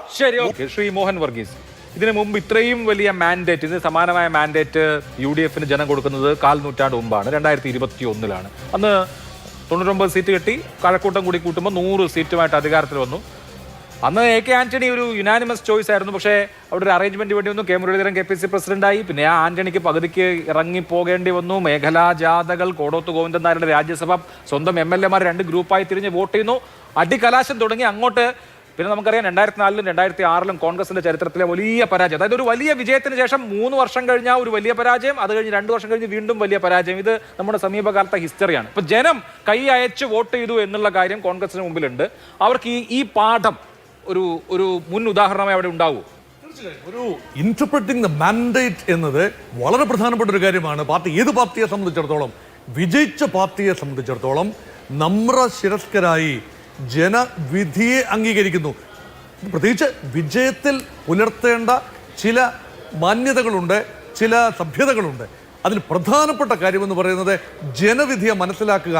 കേരളത്തിലെ ജനം VD സതീശൻ നയിച്ച ഒരു ക്യാമ്പയിൻ, പ്രതിപക്ഷ നേതാവ് എന്ന നിലയിൽ സഭയ്ക്കുള്ളിലും പൊതുസമൂഹത്തിനിടയിൽ ഒരു പ്രതിപക്ഷ മുഖമായി, മുഖ്യമുഖമായി ജനം അവരെയാണ് കണ്ടത്. കേരളത്തിലെ സംവിധായകർ VD സതീശനെയാണ് കണ്ടത്. ഇത് മനസ്സിലാക്കി കൊടുക്കാൻ ആരും ഹൈക്കമാൻഡിനെ ശ്രമിക്കേണ്ടതില്ല. കാരണം ഹൈക്കമാൻഡ് കണ്ണു തുറന്നാണ് നിൽക്കുന്നതെങ്കിൽ തീർച്ചയായും പരിഗണിക്കേണ്ട ഒരു കാര്യമുണ്ട്, പാർട്ടിയുടെ ഭാവി. കോൺഗ്രസ് പാർട്ടിയെ ജനം നെഞ്ചിലേറ്റി. അത് കോൺഗ്രസ് പാർട്ടിയിലെ ഒന്നോ രണ്ടോ ആളുകളെ കണ്ടിട്ടല്ല, കളക്റ്റീവ് ഒരു ലീഡർഷിപ്പിൻ്റെ പ്രഭാവം കാര്യമായി തമ്മിൽ തന്നെ ഉണ്ടായില്ല. പക്ഷേ ജൈവികമായി തന്നെ ഉയർന്നു വന്ന ഒരു നേതാവാണ്. അത് കഴിഞ്ഞ 5 വർഷമായിട്ട് ഏൽപ്പിച്ച ചുമതല, ഒരു ഹൈക്കമാൻഡ് ഒരു ചുമതല ഏൽപ്പിക്കുമ്പോൾ എന്തെങ്കിലും കാണാതെ സതീശൻ ഒരു മന്ത്രി പോലും ആയിട്ടില്ലാത്ത, KPC പ്രസിഡന്റ് ആയിട്ടില്ലാത്ത ഒരാളെ പ്രതിപക്ഷ നേതാവ് എന്ന ചുമതല ഏൽപ്പിക്കുമ്പോൾ വ്യക്തമായ ഒരു രേഖ ഉണ്ടാകുമല്ലോ, ഒരു ടൈം ലൈൻ ഉണ്ടാകുമല്ലോ. നാളെ എന്ത് 5 വർഷം കഴിയുമ്പോൾ മുഖ്യമന്ത്രി സ്ഥാനത്തേക്ക് ഗ്രൂം ചെയ്തെടുത്ത്, സ്ഫുടം ചെയ്തെടുത്ത് ആ ഒരു പ്ലാൻ ഉണ്ടാവും. ആ പ്ലാൻ ഭംഗിയായി ഹൈക്കമാൻഡിന്റെ മനസ്സിൽ എന്തായിരുന്നോ അത് സതീശൻ ഗ്രൗണ്ടിൽ പാലിച്ചു. ആ ഒരു റിയാലിറ്റി ഇവിടുത്തെ ജനങ്ങൾക്കറിയാമല്ലോ. മാധ്യമങ്ങൾ പറഞ്ഞറിയേണ്ട കാര്യമൊന്നുമല്ല, അല്ലാതെ തന്നെ ജനം കണ്ണു തുറന്ന് ജീവിക്കുന്ന ജനത്തിനറിയാം അതെന്താണ്. അപ്പോൾ ഇതൊരു സ്വാഭാവിക ചോയ്സാണ്. This time for VD Satheesan എന്നത് ഉദ്ദേശിച്ച് തന്നെയാണ് വലിയ തോതിൽ വോട്ടുകൾ ചെയ്തത്. അത് സതീശൻ പ്രഭാവം എന്ന് മാത്രം പറയേണ്ട കാര്യമില്ല എന്ന് മാത്രം. ഇനി മലബാറാണ് തരംഗത്തിൻ്റെ പ്രഭവ കേന്ദ്രം. എവിടെയാണ്? മലബാർ മേഖല. മലബാർ മേഖലയിലെ മാൻഡേറ്റ് അത് തെക്കോട്ട് വന്നു. അത് മുസ്ലിം ഭൂരിപക്ഷ മേഖല കടന്ന് ക്രൈസ്തവ മേഖലകളെ തൂത്തുവാരിക്കൊണ്ട് തെക്കോട്ട് വന്നു. അത് സുനാമിയായിട്ട് തന്നെ വന്നു. അതുകൊണ്ട് മുസ്ലിം ജനസാമാന്യത്തെ ഉദ്ദീപിച്ചൊരു കാര്യം എന്താണ്? ശക്തമായ നിലപാടെടുക്കുന്നു. സതീശൻ മുസ്ലിങ്ങളോട് ചേർന്ന് നിന്നു എന്ന് അർത്ഥമില്ല. ഇവിടെ ജാതി മത മേലധ്യക്ഷന്മാരുടെ ചില തീട്ടൂരങ്ങൾ അത് തനിക്ക് ബാധകമല്ല എന്ന് ചങ്കുറപ്പോടുകൂടി പറഞ്ഞ ഏക കോൺഗ്രസ്സുകാരൻ മുൻകാലത്തും അതാരും പറഞ്ഞു കേട്ടിട്ടില്ല. ഇതം പ്രഥമമായി കോൺഗ്രസ്സുകാരനത് പറഞ്ഞിരിക്കുന്നു. അത് കോൺഗ്രസിൻ്റെ അണികളെ മാത്രമല്ല, ഇതൊന്നും ഒരു രാഷ്ട്രീയമില്ലാത്ത ആളുകളും കേൾക്കാൻ ആഗ്രഹിച്ചത് സതീശൻ പറഞ്ഞു, മുന്നിൽ നിന്ന് നയിച്ചു. അതുമാത്രമല്ല, സതീശന് വ്യക്തമായ ഒരു പോൾ പ്ലാൻ ഉണ്ടായിരുന്നു. നല്ല ഒന്നാന്തരം പൊളിറ്റിക്കൽ റീഡിംഗ് ഉണ്ട്, ഒന്നാന്തരം ദിശാബോധമുണ്ട്. കൃത്യ നമ്പറുകളാണ് പറഞ്ഞത്. ഉപതെരഞ്ഞെടുപ്പുകളിൽ ഇത്ര വോട്ടിന് ജയിക്കും, ജയിച്ചില്ല എങ്കിൽ താൻ വനവാസത്തിന് പോകും. ഈ തെരഞ്ഞെടുപ്പിൽ പറഞ്ഞു വനവാസത്തിന് പോകുമെന്ന് പറയാൻ ഇത് ആരെങ്കിലും ഇന്നേ വരെ ഏതെങ്കിലും ഒരു നേതാവ്, ഏതെങ്കിലും പാർട്ടിയുടെ ഏതെങ്കിലും നേതാവ് പറയുമോ? ശ്രീ വെള്ളാപ്പള്ളി നടേശൻ പറഞ്ഞു വനവാസത്തിന് പോകുമെന്നല്ല, താൻ ഇതെല്ലാം അങ്ങ് അവസാനിപ്പിക്കും. എന്താണ് അപ്പോൾ പറഞ്ഞു? അത് താനങ്ങനെ വെറുതെ പറഞ്ഞതല്ലേ, 100 സീറ്റ് കിട്ടിയാൽ താൻ പലതും അവസാനിപ്പിക്കുമെന്ന് പറഞ്ഞു. അത് പാലിക്കാൻ കഴിഞ്ഞില്ല. അതുകൊണ്ടാണ് ഇവിടെ ഒരു പോരാട്ടത്തിനുള്ളൊരു മനസ്സുണ്ട്. He's a fighter. ഒരു ഫൈറ്ററെയാണ് വേണ്ടതെങ്കിൽ VD സതീശന് സ്വാഭാവിക ചോയ്സ് ആയിട്ടുണ്ട്. ഹൈക്കമാൻഡിന്റെ നിലനിൽപ്പ് തന്നെ ഒരുപക്ഷെ ഈ ഗുഡ്വിൽ അനുസരിച്ചാണ്. ആകെയുള്ള ഒറ്റപ്പെട്ട 4 തുരുത്തുകളിൽ ഒന്നാണല്ലോ കേരളം. നല്ല പച്ചപ്പുള്ള കേരളത്തിൽ സംഘടനാ സംവിധാനം ഉണ്ടെന്ന് ഓർക്കണം. ആ തുരുത്ത് ജനവികാരം പരിഗണിക്കാതെ ആ തുരുത്ത് മുകളിൽ നിന്ന് ആരെയെങ്കിലും കെട്ടിയിറക്കി അത് നശിപ്പിച്ചു കഴിഞ്ഞാൽ യഥാർത്ഥത്തിൽ ഹൈക്കമാൻഡിന് വലിയൊരു വില കൊടുക്കേണ്ടി വരും. രാഹുൽ ഗാന്ധിക്കും പ്രിയങ്ക ഗാന്ധിക്കും ഉള്ള ഒരു പരിവേഷം ഇല്ലാതെ പോകും. അതൊരു പക്ഷേ അവർ പരിഗണിക്കുമെന്ന ഒരു ചിന്തയുണ്ട് ജനത്തിൽ. തീർച്ചയായും. എന്തായാലും വെള്ളാപ്പള്ളി നടേശനെ പോലെ ഒരു ശത്രുവിനെ കിട്ടുക എന്നുള്ളതാണ് VD സതീശൻ ചെയ്ത ഏറ്റവും വലിയ ഭാഗ്യം എന്നെനിക്ക് തോന്നുന്നു. ശ്രീ ജേക്കബ് ജോർജ്, രമേശ് ചെന്നിത്തലയ്ക്ക് സീനിയോറിറ്റി ഉണ്ട്, എക്സ്പീരിയൻസ് ഉണ്ട്. കൂടുതൽ MLA മാർ KC വേണുഗോപാലിനൊപ്പമാണ്. പക്ഷേ ഇതുകൊണ്ട് VD സതീശന്റെ ജനകീയതയെ മറികടക്കാൻ കഴിയുമോ? ജനകീയത എന്നുള്ളതൊരു പോയിന്റാണ്. കണ്ണേ കരളെ VDSA എന്നാണ് ഇന്നലെ എറണാകുളം റെയിൽവേ സ്റ്റേഷനിൽ പ്രവർത്തകർ മുദ്രാവാക്യം വിളിച്ചത്. പ്രവർത്തകരുടെയും അണികളുടെയും വോട്ട് ചെയ്തവരുടെയും താല്പര്യത്തിന് വിരുദ്ധമായ ഒരു തീരുമാനമെടുക്കുക എന്നുള്ളത് കോൺഗ്രസ് ഹൈക്കമാൻഡിന് സാധ്യമാകുമോ? DT മേരി വർഗീസിന് ഒറ്റ വാചകത്തിലൊരു മറുപടി. പിണറായി വിജയനെ കുറിച്ച് നല്ല ഭരണാധികാരി എന്ന് പറഞ്ഞത് എനിക്ക് പൂർണ്ണ ബോധ്യത്തോടു കൂടിയാണ് ഞാൻ പറഞ്ഞത്. യാതൊരു സംശയമില്ല. കേരളം കണ്ട ഏറ്റവും നല്ല ഭരണാധികാരികളിൽ ഒന്നാണ്. പക്ഷേ അദ്ദേഹത്തിന് ഒത്തിരി തെറ്റുപറ്റി. അത് ശരിയാണ്. ഈ പറഞ്ഞ വെള്ളാപ്പള്ളി ഉൾപ്പെടെ കേരളമാകെ വെള്ളാപ്പള്ളിയെ കാണാനോ കേൾക്കാനോ അറച്ചു നിൽക്കുന്ന ഒരു സമയത്ത് മുഖ്യമന്ത്രി അദ്ദേഹത്തെ കാറും കയറ്റിക്കൊണ്ട് പോയി. അത് അദ്ദേഹത്തിനെതിരെ ഉള്ള ഒരു വലിയൊരു പോളറൈസേഷൻ ഉണ്ടായി. അതുൾപ്പെടെ പല കാര്യങ്ങളിലും പിണറായി വിജയൻ തന്നെയാണ് കഴിഞ്ഞ പരാജയത്തിൻ്റെ ഉത്തരവാദിത്തം. പക്ഷേ അത് അദ്ദേഹം നല്ല മുഖ്യമന്ത്രിയാണ് എന്നാൽ എൻ്റെ അഭിപ്രായത്തെ ബാധിക്കുന്നില്ല എന്ന് ഉറക്കെ പറയാൻ ഞാൻ ആഗ്രഹിക്കുന്നു. അദ്ദേഹം നല്ല ഭരണാധികാരി എന്ന നിലയ്ക്ക് അദ്ദേഹം വളരെ നല്ല വ്യക്തിയാണ്, നല്ല ഭരണാധികാരിയാണ്. പിന്നീട് ഈ പറഞ്ഞതുപോലെ ഞാൻ ശരിക്കും പറഞ്ഞാൽ വെള്ളാപ്പള്ളി ഉൾപ്പെടെയുള്ള കാര്യങ്ങളിൽ സതീശിൻ്റെ നിലപാടുകൾ ശക്തമാണ്. ആ നിലപാടുകളിൽ നിന്ന് അദ്ദേഹം മാറുകയില്ല. ഉറച്ച നിലപാട്. എവിടെയാണ് അദ്ദേഹത്തിൻ്റെ നിലപാടുകൾ തെറ്റിയത്? ആ നിലപാടുകൾ എടുക്കാൻ ഇപ്പം മാങ്കൂട്ടത്തിൽ ഉൾപ്പെടെ വെള്ളാപ്പള്ളി ഉൾപ്പെടെ സമുദായത്തിൻ്റെ ഒന്നും തിണ്ണനിറങ്ങാൻ അദ്ദേഹം പോകാതെ അദ്ദേഹത്തിൻ്റെ ഐഡൻറ്റിറ്റി സൂക്ഷിച്ചൊരു കോൺഗ്രസ്സുകാരൻ എന്ന നിലയ്ക്ക് കേരള സമൂഹത്തിൻ്റെ മൊത്തം ഒരു പിന്തുണ ആർജിക്കാൻ വി ഡി സതീശന് കഴിഞ്ഞു. അതാണ് ഈ തെരഞ്ഞെടുപ്പ് വിജയത്തിൻ്റെ അടിസ്ഥാന കാരണം. അതിനകത്ത് യാതൊരു ചാൻസില്ല. അപ്പൊ അതാണ് എന്റെ ചോദ്യം. അപ്പോൾ ആ കാര്യത്തെ മാറ്റി നിർത്തിക്കൊണ്ടൊരു തീരുമാനം അതിപ്പോ രമേശ് ചെന്നിത്തലയ്ക്ക് വേണ്ടിയായാലും കെ സി വേണുഗോപാലിന് വേണ്ടിയിട്ടാണെങ്കിലും കോൺഗ്രസ് ഹൈക്കമാൻഡ് എടുക്കാൻ പറ്റുമോ? എടുക്കാൻ പറ്റത്തില്ല, പറ്റരുത്. പക്ഷേ ഒരു കാര്യം കൂടെ പറയട്ടെ, ഒരു പോയിന്റ് കൂടെ പറയണം. ഈ CPM-ന്റെ കൊത്തളങ്ങൾക്കകത്ത് കടന്ന് സതീശൻ കുറേ വിക്രസുകൾ കാണിച്ചു, രാഷ്ട്രീയ തന്ത്രങ്ങൾ. പിണറായി വിജയൻ ഒത്തിരി തന്ത്രങ്ങൾ കാണിച്ചിട്ടുണ്ട്.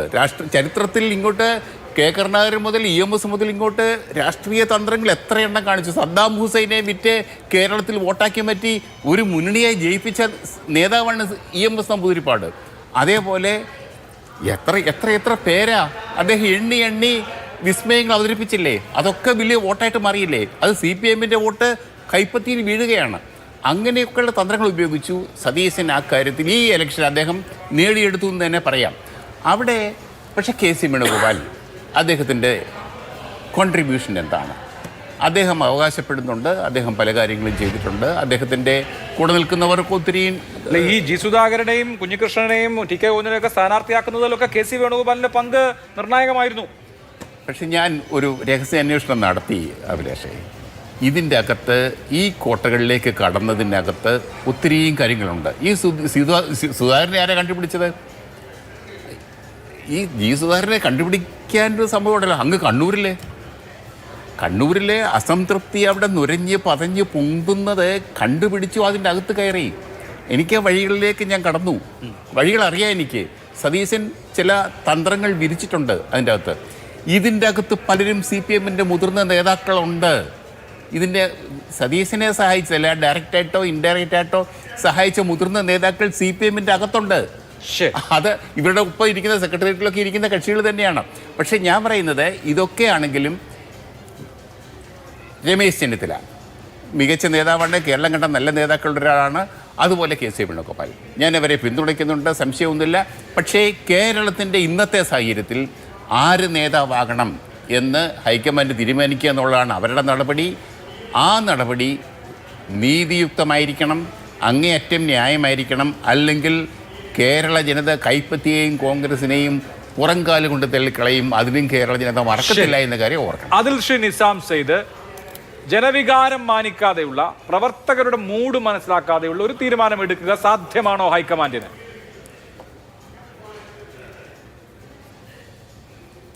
ഹൈക്കമാൻഡ് ഏകപക്ഷീയമായ ഒരു തീരുമാനമാവില്ല എടുക്കുന്നതെന്നാണ് എൻ്റെ വിശ്വാസം. ഹൈക്കമാൻഡ് വിവിധ ഘടകങ്ങൾ പരിശോധിക്കും എന്നുള്ള തന്നെയാണ് എൻ്റെ വിശ്വാസം. അതിലൊരു പ്രധാന ഘടകമാകും പൊതുവികാരം എന്താണെന്നുള്ളത്. ആ പൊതുവികാരത്തെ ഉൾക്കൊള്ളുകൊണ്ടുള്ളൊരു തീരുമാനം, ആ പൊതുവികാരത്തെ തിരസ്കരിക്കാതെയുള്ളൊരു തീരുമാനം ഹൈക്കമാൻഡ് എടുക്കേണ്ടി വരും. അതുപോലെ തന്നെ പ്രധാനമാണ് കോൺഗ്രസിൻ്റെ യഥാർത്ഥ താല്പര്യം, കോൺഗ്രസിൻ്റെ ദീർഘകാല താല്പര്യങ്ങൾ സംരക്ഷിക്കാൻ ആർക്കാണ് കഴിയുന്നത്, കോൺഗ്രസിലെ ഐക്യം നിലനിർത്താൻ ആർക്കാണ് കഴിയുന്നത്, എല്ലാവരെയും ഉൾക്കൊണ്ടുകൊണ്ട് പോകേണ്ട സംവിധാനം എന്താണ് എന്നൊക്കെയുള്ള തീരുമാനങ്ങൾ ഹൈക്കമാൻഡ് എടുക്കേണ്ടി വരും. അത് ആരുടെയെങ്കിലും സ്വാധീനത്തിൻ്റെ പുറത്തോ ആർക്കെങ്കിലും പാർട്ടിയിലുള്ള പദവിയുടെ പുറത്തോ ഒന്നും ആയിരിക്കില്ല ആ തീരുമാനങ്ങൾ എന്നുള്ളതാണ്. അതിനെക്കുറിച്ച് സ്വതന്ത്രമായ അന്വേഷണങ്ങൾ ഹൈക്കമാൻഡിൻ്റെ ഭാഗത്തു നിന്നുണ്ടാകും. ഹൈക്കമാൻഡിന് ഈ നേതാക്കന്മാരൊന്നും അപരിചിതരായ ആളുകളല്ല. ഈ നേതാക്കന്മാരുടെയൊക്കെ സ്ട്രെങ്തും വീക്ക്നെസ്സിനെ കുറിച്ചുമൊക്കെയുള്ള കൃത്യമായ ബോധ്യമുള്ള ആളുകളാണ്. ആ ബോധ്യത്തിൻ്റെ അടിസ്ഥാനത്തിലായിരിക്കും തീരുമാനം. അല്ലാതെ എന്തെങ്കിലും ഒരു സ്വാധീനത്തിൻ്റെ പുറത്തായിരിക്കും അല്ലെങ്കിൽ ഒരു എണ്ണത്തിൻ്റെ പുറത്തായിരിക്കുമെന്ന് ഞാൻ വിശ്വസിക്കുന്നില്ല. തീർച്ചയായും കോൺഗ്രസിലെ പലവിധ ഘടകങ്ങളെയും ഹൈക്കമാൻഡ് പരിശോധിക്കേണ്ടി വരും. അതൊരു പ്രോസസ്സാണ്. അത് MLA-മാരുടെ അഭിപ്രായം ആരായുക എന്നുള്ളത് അതിൻ്റെ ആദ്യത്തെ ഘട്ടമാണ്. അത് കഴിഞ്ഞ് റിപ്പോർട്ട് സമർപ്പിക്കുന്നുണ്ടാവും. ആ റിപ്പോർട്ട് സമർപ്പണത്തിന് ശേഷം അതിൻ്റെ മേൽ ഡെലിബറേഷൻ ഉണ്ടാവും. ഞാൻ വിചാരിക്കുന്നത് ഈ നേതാക്കന്മാരെ എല്ലാം പ്രധാനപ്പെട്ട നേതാക്കന്മാരെ ഡൽഹിക്ക് വിളിപ്പിക്കും. അവരുമായി ചർച്ച നടത്തി ഒരു സമവായമുണ്ടാക്കി കാര്യങ്ങൾക്ക് ഒരു പൊതുവായ ധാരണയിലായിരിക്കും അടുത്ത മന്ത്രിസഭ രൂപീകരിക്കുന്നത് എന്നുള്ളതാണ്. അതിന് വലിയ കാലതാമസമില്ലാതെ ചെയ്യുക എന്നുള്ളത് കോൺഗ്രസിൻ്റെ മുന്നിലുള്ള വെല്ലുവിളിയാണ്. അത് ദീർഘനാൾ നീണ്ടുപോയി കഴിഞ്ഞാൽ അത് കോൺഗ്രസിനും ജനങ്ങളുടെ മാൻഡേറ്റിനും വിരുദ്ധമായിരിക്കും. ആ ജനങ്ങളുടെ മാൻഡേറ്റിനോട് ബഹുമാനം കാണിക്കാനുള്ള ഒരു മാന്യത കോൺഗ്രസ് അല്ല. അങ്ങനെയാണെങ്കിൽ നിസാം സെയ്ദ്, ഇപ്പോ മുകുൾ വാസ്നിക്കും അജയ് മാക്കനും വന്നിട്ടുണ്ട്. അവർക്ക് ഒരു ദിവസം കൊണ്ട് MLA-മാരോട് ഇന്ററാക്ട് ചെയ്ത് തീർക്കാവുന്നതേ ഉള്ളൂ. റിപ്പോർട്ട് നാളെ തന്നെയോ മറ്റന്നാളോ കൊടുക്കാം. അങ്ങനെയാണെങ്കിൽ ഈ വീക്കെൻഡിൽ തന്നെ ആര് എന്നുള്ള കാര്യത്തിൽ ഒരു തീരുമാനം എടുക്കാമല്ലോ. അടുത്ത ഒരാഴ്ച ആദ്യം സത്യപ്രതിജ്ഞയും തീരുമാനിക്കാം. ഇനി ഇതിപ്പോ അതിനപ്പുറം നീട്ടേണ്ട കാര്യമില്ലല്ലോ. അങ്ങനെ ഒരു ടൈം ഫ്രെയിം നമ്മൾ അവരെ അടിച്ചേൽപ്പിക്കേണ്ട കാര്യമല്ലോ. ഒരു തെരഞ്ഞെടുപ്പ് കഴിഞ്ഞു, സർക്കാർ രൂപീകരിക്കാനുള്ള അവകാശം ജനങ്ങൾ ഗവൺമെൻറ്റിന് നൽകിയിരിക്കുന്നു. കോൺഗ്രസ് പാർട്ടിക്ക് നൽകിയിരിക്കുന്നു. ആ കോൺഗ്രസ് പാർട്ടി അതിൻ്റെ ഒരു ഡ്യൂ പ്രോസസ്സിലൂടെ ടൈം എടുത്ത് ചെയ്യാനുള്ള ഒരു അവകാശം നമ്മൾ പാർട്ടിക്ക് നൽകുക. അത് ആ പാർട്ടിയുടെ അവകാശമാണ്. ആ പാർട്ടിക്ക് വിവിധ ഘടകങ്ങളെ പരിശോധിക്കേണ്ടി വരും. അത് ഒരു അപരാധമൊന്നുമല്ല. കേരളത്തിൽ ഏറ്റവും കൂടുതൽ കാലം മന്ത്രിസഭാ രൂപീകരണത്തിനെടുത്തുള്ളത് 1996-ലാണ്. മെയ് 10 റിസൾട്ട് വന്നിട്ട് 10 ദിവസം ദീർഘമായ ചർച്ചകൾ നടന്നു. അന്ന് ചർച്ചകൾ നടന്നിട്ട് 20-ാം തീയതിയാണ് 10 ദിവസമാണ് ഒരു മുഖ്യമന്ത്രിയെ തീരുമാനിക്കാനുണ്ടായത്. അന്ന് ഇടതുപക്ഷ ജനാധിപത്യ മുന്നണിക്കാണ് ഭൂരിപക്ഷം കിട്ടിയത്. അന്ന് ഇടതുപക്ഷ ജനാധിപത്യ മുന്നണിക്കുള്ളിൽ CPM-നുള്ളിൽ മത്സരം നടന്നു. അച്യുതാനന്ദൻ പരാജയപ്പെട്ട തെരഞ്ഞെടുപ്പായിരുന്നത്. MLA അല്ലാതിരുന്ന EK നയനാർ MLA ആയിരുന്ന സുശീല ഗോപാലിനെ പരാജയപ്പെടുത്തി. അത് നിയമസഭാ കക്ഷിയിലല്ല, സംസ്ഥാന കമ്മിറ്റിയിൽ പരാജയപ്പെടുത്തി അദ്ദേഹം മുഖ്യമന്ത്രിയായി. ഏതാണ്ട് 10 ദിവസം നീണ്ടു നിന്ന ഒരു പ്രക്രിയയായിരുന്നു. അത് അത്രയൊന്നും സുഖകരമായ ഒരു പ്രക്രിയ ആയിരുന്നില്ല. പക്ഷെ അത്രയൊന്നും നീണ്ടുപോകുമെന്ന് ഞാൻ കരുതുന്നില്ല. ഇപ്പോഴത്തെ റിസൾട്ട് വന്നിട്ട് 3 ദിവസം മാത്രമേ ആയിട്ടുള്ളൂ. ആ പ്രക്രിയ ആരംഭിച്ചിരിക്കുന്നു. ഒരു 3-4 ദിവസത്തിനുള്ളിൽ അത് പൂർത്തിയാകും എന്ന് തന്നെയാണ് ഞാൻ വിശ്വസിക്കുന്നത്. തീർച്ചയായിട്ടും എനിക്ക് ശ്രീമതി ദീപ്തി മേരി വർഗീസിനെ കിട്ടണമായിരുന്നു. പക്ഷേ കണക്ടിവിറ്റി ശരിയല്ല എന്നാണ് വിചാരിക്കുന്നത്. അപ്പോൾ ആ ചോദ്യം തീർച്ചയായിട്ടും ദീപ്തി മേരി വർഗീസിനോട് ചോദിക്കേണ്ട ചോദ്യമാണ്.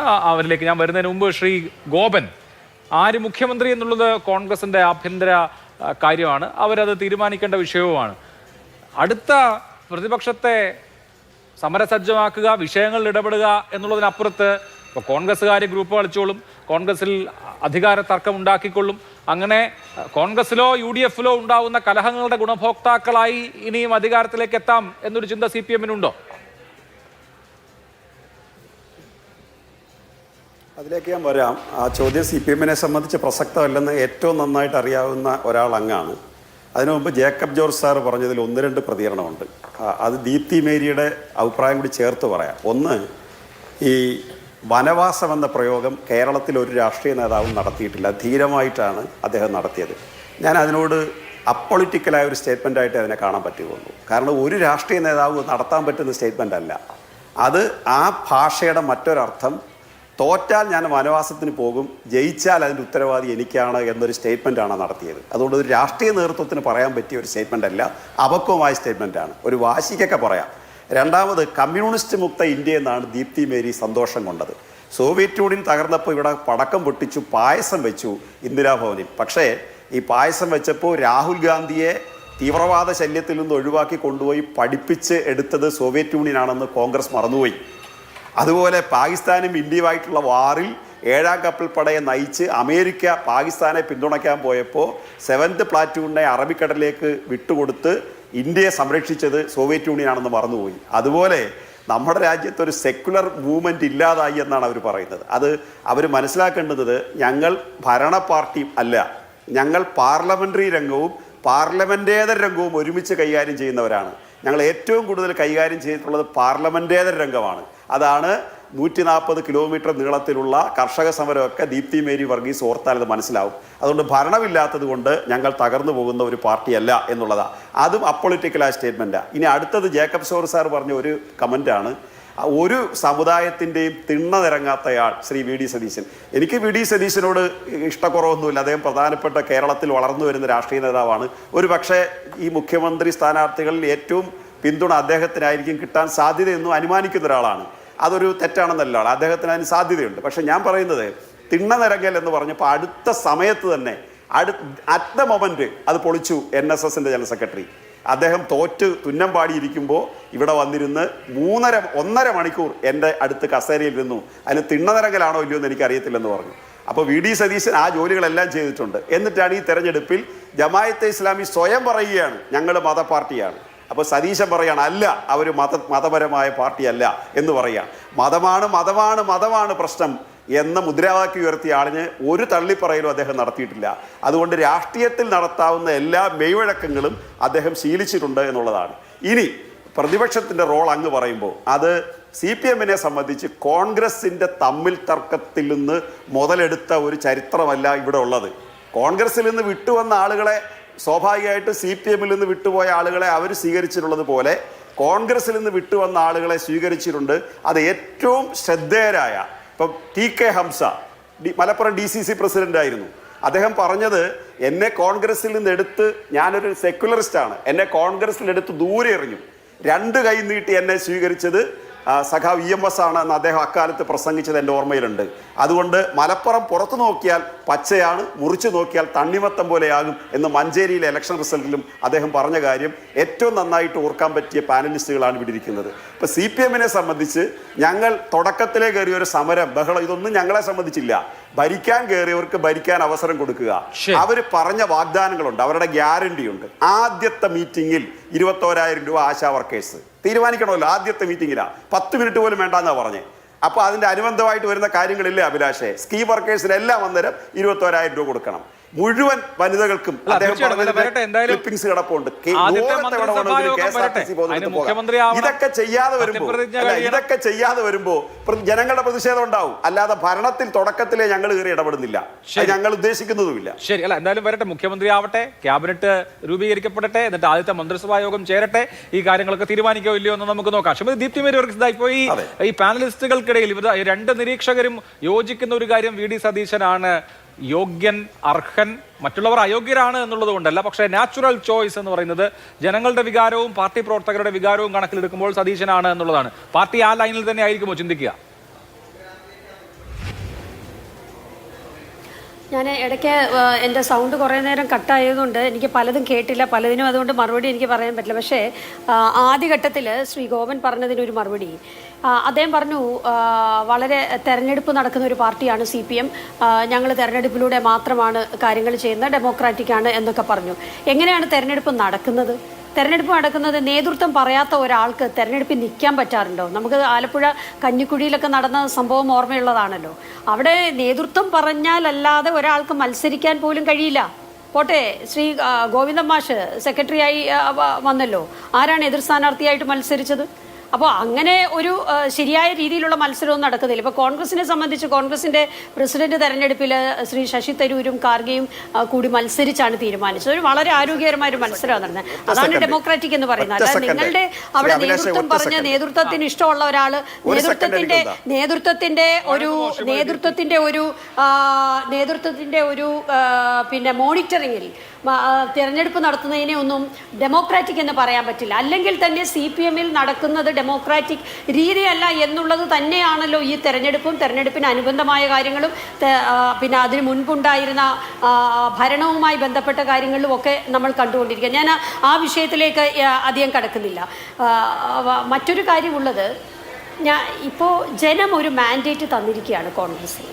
ജനങ്ങൾ കോൺഗ്രസിനെ ജയിപ്പിച്ചിരിക്കുക വളരെ സന്തോഷത്തോടെ. കഴിഞ്ഞ 10 വർഷത്തെ അരക്ഷിതാവസ്ഥയിൽ നിന്ന്, ജനവിരുദ്ധ ഭരണത്തിൽ നിന്നൊക്കെ ജനം കോൺഗ്രസിനെ തെരഞ്ഞെടുത്തിരിക്കുന്നത് നല്ല ഒരു ഭരണം കാഴ്ചവെക്കാനാണ്. ഞങ്ങൾ പറഞ്ഞ ഗ്യാരണ്ടികൾ, 5 ഗ്യാരണ്ടികൾ, രാഹുൽ ഗാന്ധി ഇവിടെ വന്ന് പ്രഖ്യാപിച്ച ഗ്യാരണ്ടികൾ, അത് ജനങ്ങൾ നെഞ്ചിലേറ്റിരിക്കുകയാണ്. പെൻഷൻ്റെ കാര്യത്തിലായാലും സൗജന്യ ബസ് യാത്ര സ്ത്രീകൾക്ക് കൊടുക്കുന്ന കാര്യത്തിലായാലും ഒക്കെ ആ 5 ഗ്യാരണ്ടികളും ജനങ്ങൾ അംഗീകരിച്ചതിൻ്റെ ഏറ്റവും വലിയ തെളിവാണ് ജനങ്ങൾ കോൺഗ്രസിനെ അംഗീകരിച്ചത്. ഇനി എന്താണ് വേണ്ടത്? ജനങ്ങൾ കോൺഗ്രസിന് ഒരു മാൻഡേറ്റ് നൽകി. ഇനി കോൺഗ്രസിന് മുഖ്യമന്ത്രിയെ തീരുമാനിക്കാനുള്ള ഒരു അനുവാദം കൂടി മാധ്യമങ്ങൾ തരണം എന്നുള്ളതാണ് എനിക്ക് പറയാനുള്ളത്. നവമാധ്യമങ്ങളും മാധ്യമങ്ങളിലൂടെയും നടക്കുന്ന ചർച്ചകളാണ് ഇപ്പോൾ ഇവിടെ നടന്നുകൊണ്ടിരിക്കുന്നത്. എല്ലാവർക്കും അഭിപ്രായം പറയാം. ഒരു രാഷ്ട്രീയ പ്രസ്ഥാനത്തിൽ തീർച്ചയായിട്ടും ഒരാൾ മാത്രം വിചാരിച്ചാൽ ഒരു സംഘടന മുമ്പോട്ട് പോകില്ല, ഒരു തെരഞ്ഞെടുപ്പ് മുമ്പോട്ട് പോകില്ല. ഇപ്പോൾ കഴിഞ്ഞ 5 വർഷക്കാലം കോൺഗ്രസിനെ നയിച്ചത് കേരള പ്രദേശ് കോൺഗ്രസ് കമ്മിറ്റിയാണ്. കോൺഗ്രസിനെ നയിച്ചത് KPCC പ്രസിഡന്റ് ഉണ്ടായിരുന്നു, ശ്രീ കെ സുധാകരൻ ഉണ്ടായിരുന്നു.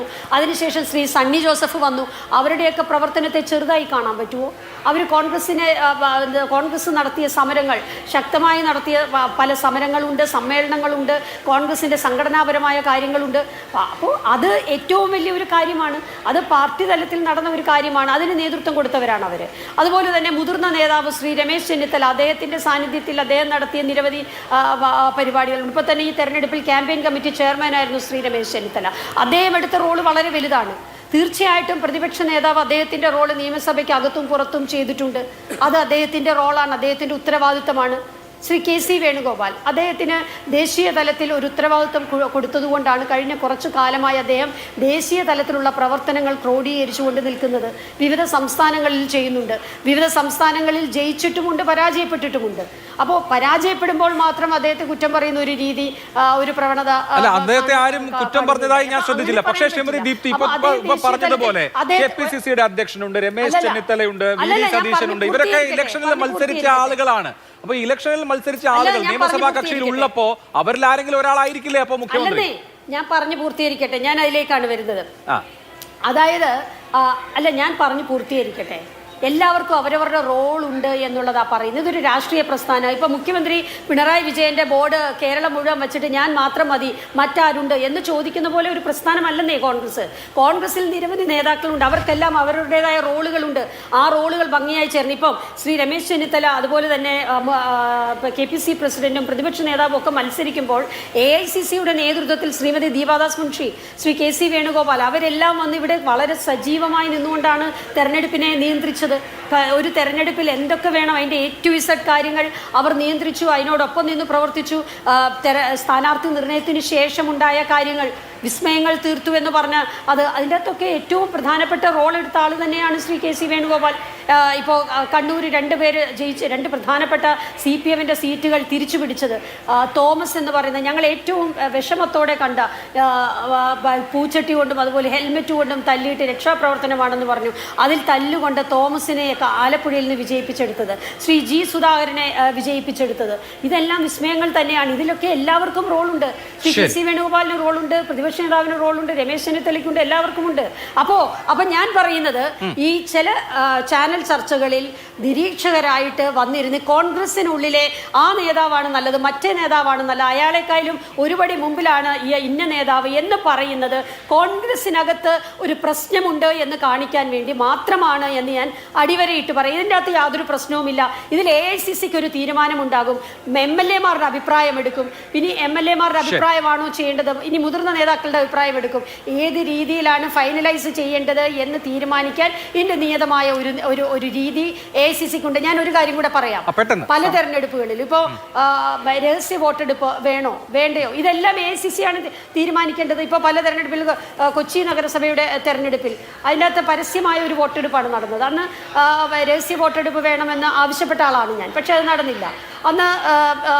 അന്ന് കൊച്ചി നഗരസഭയുടെ തെരഞ്ഞെടുപ്പിൽ മേയർ സ്ഥാനാർത്ഥിയായിട്ട് ഉയർത്തി കാണിക്കുകയും മത്സരിക്കുകയും ചെയ്ത ഒരാളാണ് ഞാൻ. പക്ഷെ പാർട്ടി മറ്റൊരു തീരുമാനത്തിലേക്ക്, മറ്റൊരു രീതിയിലുള്ള തെരഞ്ഞെടുപ്പിലേക്ക് വന്നു. ഞാനത് സ്വീകരിക്കുകയായിരുന്നു.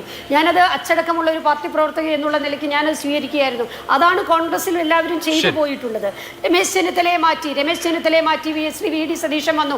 വളരെ അച്ചടക്കത്തോടെ ശ്രീ രമേശ് ചെന്നിത്തല അതിനെ സ്വീകരിച്ചു, പാർട്ടിയോടൊപ്പം നിന്ന് അതിന് നേതൃത്വം കൊടുത്തുകൊണ്ട് പ്രവർത്തിച്ചു. അത് കോൺഗ്രസിന്റെ ഒരു രീതി. ഇതിൻ്റെ അകത്ത് യാതൊരു പ്രശ്നവുമില്ല. ഇതിൻ്റെ അകത്ത് പ്രശ്നമുണ്ട് എന്ന് സ്ഥാപിച്ചെടുക്കാൻ ശ്രമിക്കുന്നത് ചില താല്പര്യങ്ങൾക്ക് അനുസൃതമായി ചില ആളുകൾ ചെയ്യുന്നതാണ്. അതിന് നിന്നു കൊടുക്കാൻ കോൺഗ്രസ് തയ്യാറല്ല, കോൺഗ്രസ് നേതാക്കന്മാരും ശരി. ഓക്കെ, ജേക്കബ് ജോർജ് നേരത്തെ ശ്രീമതി ദീപ്തി മേരി വർഗീസ് പറഞ്ഞതിലൊരു പ്രധാനപ്പെട്ട പോയിന്റ് ഞാൻ എടുത്തത്, ഇപ്പോൾ നോക്കൂ, ഇപ്പോൾ കൊച്ചി കോർപ്പറേഷനിൽ ജയിച്ച ഏറ്റവും സീനിയർ കൗൺസിലർ അവരായിരുന്നു. പക്ഷേ മേയറായിട്ട് തിരഞ്ഞെടുത്തത് VK മിനിമോളെയാണ്. അതിന് കാരണം എന്ന് പറയുന്നത് ഒറ്റ കാരണമാണ്, കൗൺസിലിലെ ഭൂരിപക്ഷം നോക്കി. അപ്പോൾ അങ്ങനെയാണെങ്കിൽ അതാണല്ലോ കോൺഗ്രസിന്റെ മാനദണ്ഡം. ഇപ്പോൾ നിയമസഭാ കക്ഷിയിലെ ഭൂരിപക്ഷം ആർക്കാണെന്ന് നോക്കിയിട്ട് തീരുമാനം എടുക്കണ്ടേ എന്നാണ് ഞാൻ ആ പറഞ്ഞതിൽ നിന്ന് മനസ്സിലാക്കിയത്. അല്ല, ദീപ്തി മേരി വർഗീസ് കൊച്ചി കോർപ്പറേഷൻ ചെയർപേഴ്സൺ ആണെന്ന് നമ്മളൊക്കെ പറഞ്ഞതാണ്. ഞാൻ അവിടെ ശക്തമായിട്ട് ബാധിച്ച കാരണം ഞാൻ പറഞ്ഞത് അതാണ് മാനദണ്ഡം എന്നാണ്. ആ തെരഞ്ഞെടുപ്പിലെ നാച്ചുറൽ ചോയ്സ് ദീപ്തി ആയിരുന്നു. അതുകൊണ്ടാണ് ഇതുപോലെ ഈ തെരഞ്ഞെടുപ്പിലെ കഴിഞ്ഞ തെരഞ്ഞെടുപ്പിൽ 2021 രമേശ് ചെന്നിത്തലയായിരുന്നു നാച്ചുറൽ ചോയ്സ് കോൺഗ്രസിൻ്റെ. ഞാൻ അതിനുവേണ്ടി വാദിക്കുന്ന ആളാണ്. ഇവിടെ ആരാ അത് പറയട്ടെ. പക്ഷെ ദീപ്തി പറഞ്ഞു, വിശദമായിട്ട് പറഞ്ഞു, നല്ല ക്ലാരിറ്റി ഉണ്ടായിരുന്നു. അല്ല, അതാ പറഞ്ഞത്. അതായത് കൗൺസിലിലെ ഭൂരിപക്ഷമാണ് മേയറെ തെരഞ്ഞെടുക്കാൻ വേണ്ടതെങ്കിൽ നിയമസഭാ കക്ഷിയിലെ ഭൂരിപക്ഷമല്ലേ മുഖ്യമന്ത്രി തെരഞ്ഞെടുക്കാൻ വേണ്ടത്? മുഖ്യമന്ത്രിയെ ഓരോ സമയത്ത് ഓരോ മാനദണ്ഡം പറ്റുമോ? ഞാൻ എൻ്റെ കണക്ക് പറയട്ടെ. 63 അംഗങ്ങളാണ് കോൺഗ്രസിനുള്ളത്. അതിൽ 45 പേരും KC വേണുഗോപാലിൻ്റെ കൂടെയാണ്. KC വേണുഗോപാലിന് കൈപൊക്കുന്നവരാണ് ഈ 45 പേരും. അങ്ങനെയെങ്കിൽ അടുത്ത മുഖ്യമന്ത്രി KC വേണുഗോപാലായിരിക്കും.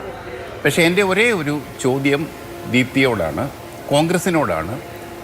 ഇങ്ങനെ ഒരു തീരുമാനമോ MLA-മാരുടെ തീരുമാനമോ വാട്ടെവർ അത് അംഗീകരിച്ചും കൊണ്ടൊരു മുഖ്യമന്ത്രിയെ തിരഞ്ഞെടുത്താൽ ഈ 3 പേരും, നമ്മുടെ മുന്നിലുള്ള ഈ 3 കോൺഗ്രസ് നേതാക്കളും പൂർണ്ണ മനസ്സോടെ പൂർണ്ണ ആത്മാവോടെ ഇത് സമ്മതിക്കുമോ എന്ന ഒരൊറ്റ ചോദ്യം. ശരി, ആരെ തെരഞ്ഞെടുത്താലും ആ 3 പേർക്കും അത് സ്വീകാര്യമായിരിക്കുമോ ശ്രീമതി ദീപ്തി? നമുക്ക് അവസാനിപ്പിക്കാം. അതെ, തീർച്ചയായിട്ടും അത് ഏറ്റവും പ്രസക്തമായ ഒരു ചോദ്യമാണ്. ആരെ തെരഞ്ഞെടുത്താലും AICC ആരെയാണോ തീരുമാനിക്കുന്നത് അതിനനുസൃതമായി ഏറ്റവും അച്ചടക്കത്തോടെ നിൽക്കുക എന്നുള്ളതാണ് കോൺഗ്രസ് നേതൃത്വത്തിലുള്ള ആളുകൾ ചെയ്യേണ്ടത്. അങ്ങനെ ചെയ്യാൻ പറ്റുന്നവരാണ് 3 പേരും എന്നാണ് ഞാൻ കരുതുന്നത്. അങ്ങനെയാണല്ലോ ചെയ്യേണ്ടത്. അല്ലാതെ അതിൻ്റെ അകത്ത് കലഹിക്കുക എന്നുള്ളത് ചെയ്ത ഒരു ചരിത്രമില്ലല്ലോ ഈ കഴിഞ്ഞ കാലഘട്ടത്തിൽ. അതിനാണല്ലോ ഞാൻ രമേശ് ചെന്നിത്തലയുടെ മുതലുള്ള ഉദാഹരണ സഹിതം പറഞ്ഞത്. അപ്പോൾ ഇതിൻ്റെ അകത്ത് ഒരാളെ തീരുമാനിക്കാൻ പറ്റുള്ളൂ. 3 പേരും ഏറ്റവും പ്രധാനപ്പെട്ട ആളുകളാണ്, ഏറ്റവും നന്നായി പ്രവർത്തിച്ച ആളുകളാണ്. അപ്പോൾ അതിലൊരാളെ AICC-യുടെ ഒരു നേതൃത്വം വന്ന് തീരുമാനിക്കുമ്പോൾ അതിനനുസൃതമായി നിൽക്കുക എന്നുള്ളതാണ് അച്ചടക്കമുള്ള നേതൃത്വത്തിൽ ഇരിക്കുന്ന ആളുകൾ ചെയ്യേണ്ടത് എന്ന് മാത്രമാണ്. തീർച്ചയായും വളരെ നന്ദി 5 പേർക്കും വളരെ നന്ദി. എന്തായാലും കോൺഗ്രസ് എന്താണ് സംഭവിക്കുന്നത് നമുക്ക് അടുത്ത ദിവസങ്ങളിൽ കാണാം. സൂപ്പർ പ്രൈം ടൈം അവസാനിച്ചു. നമസ്കാരം.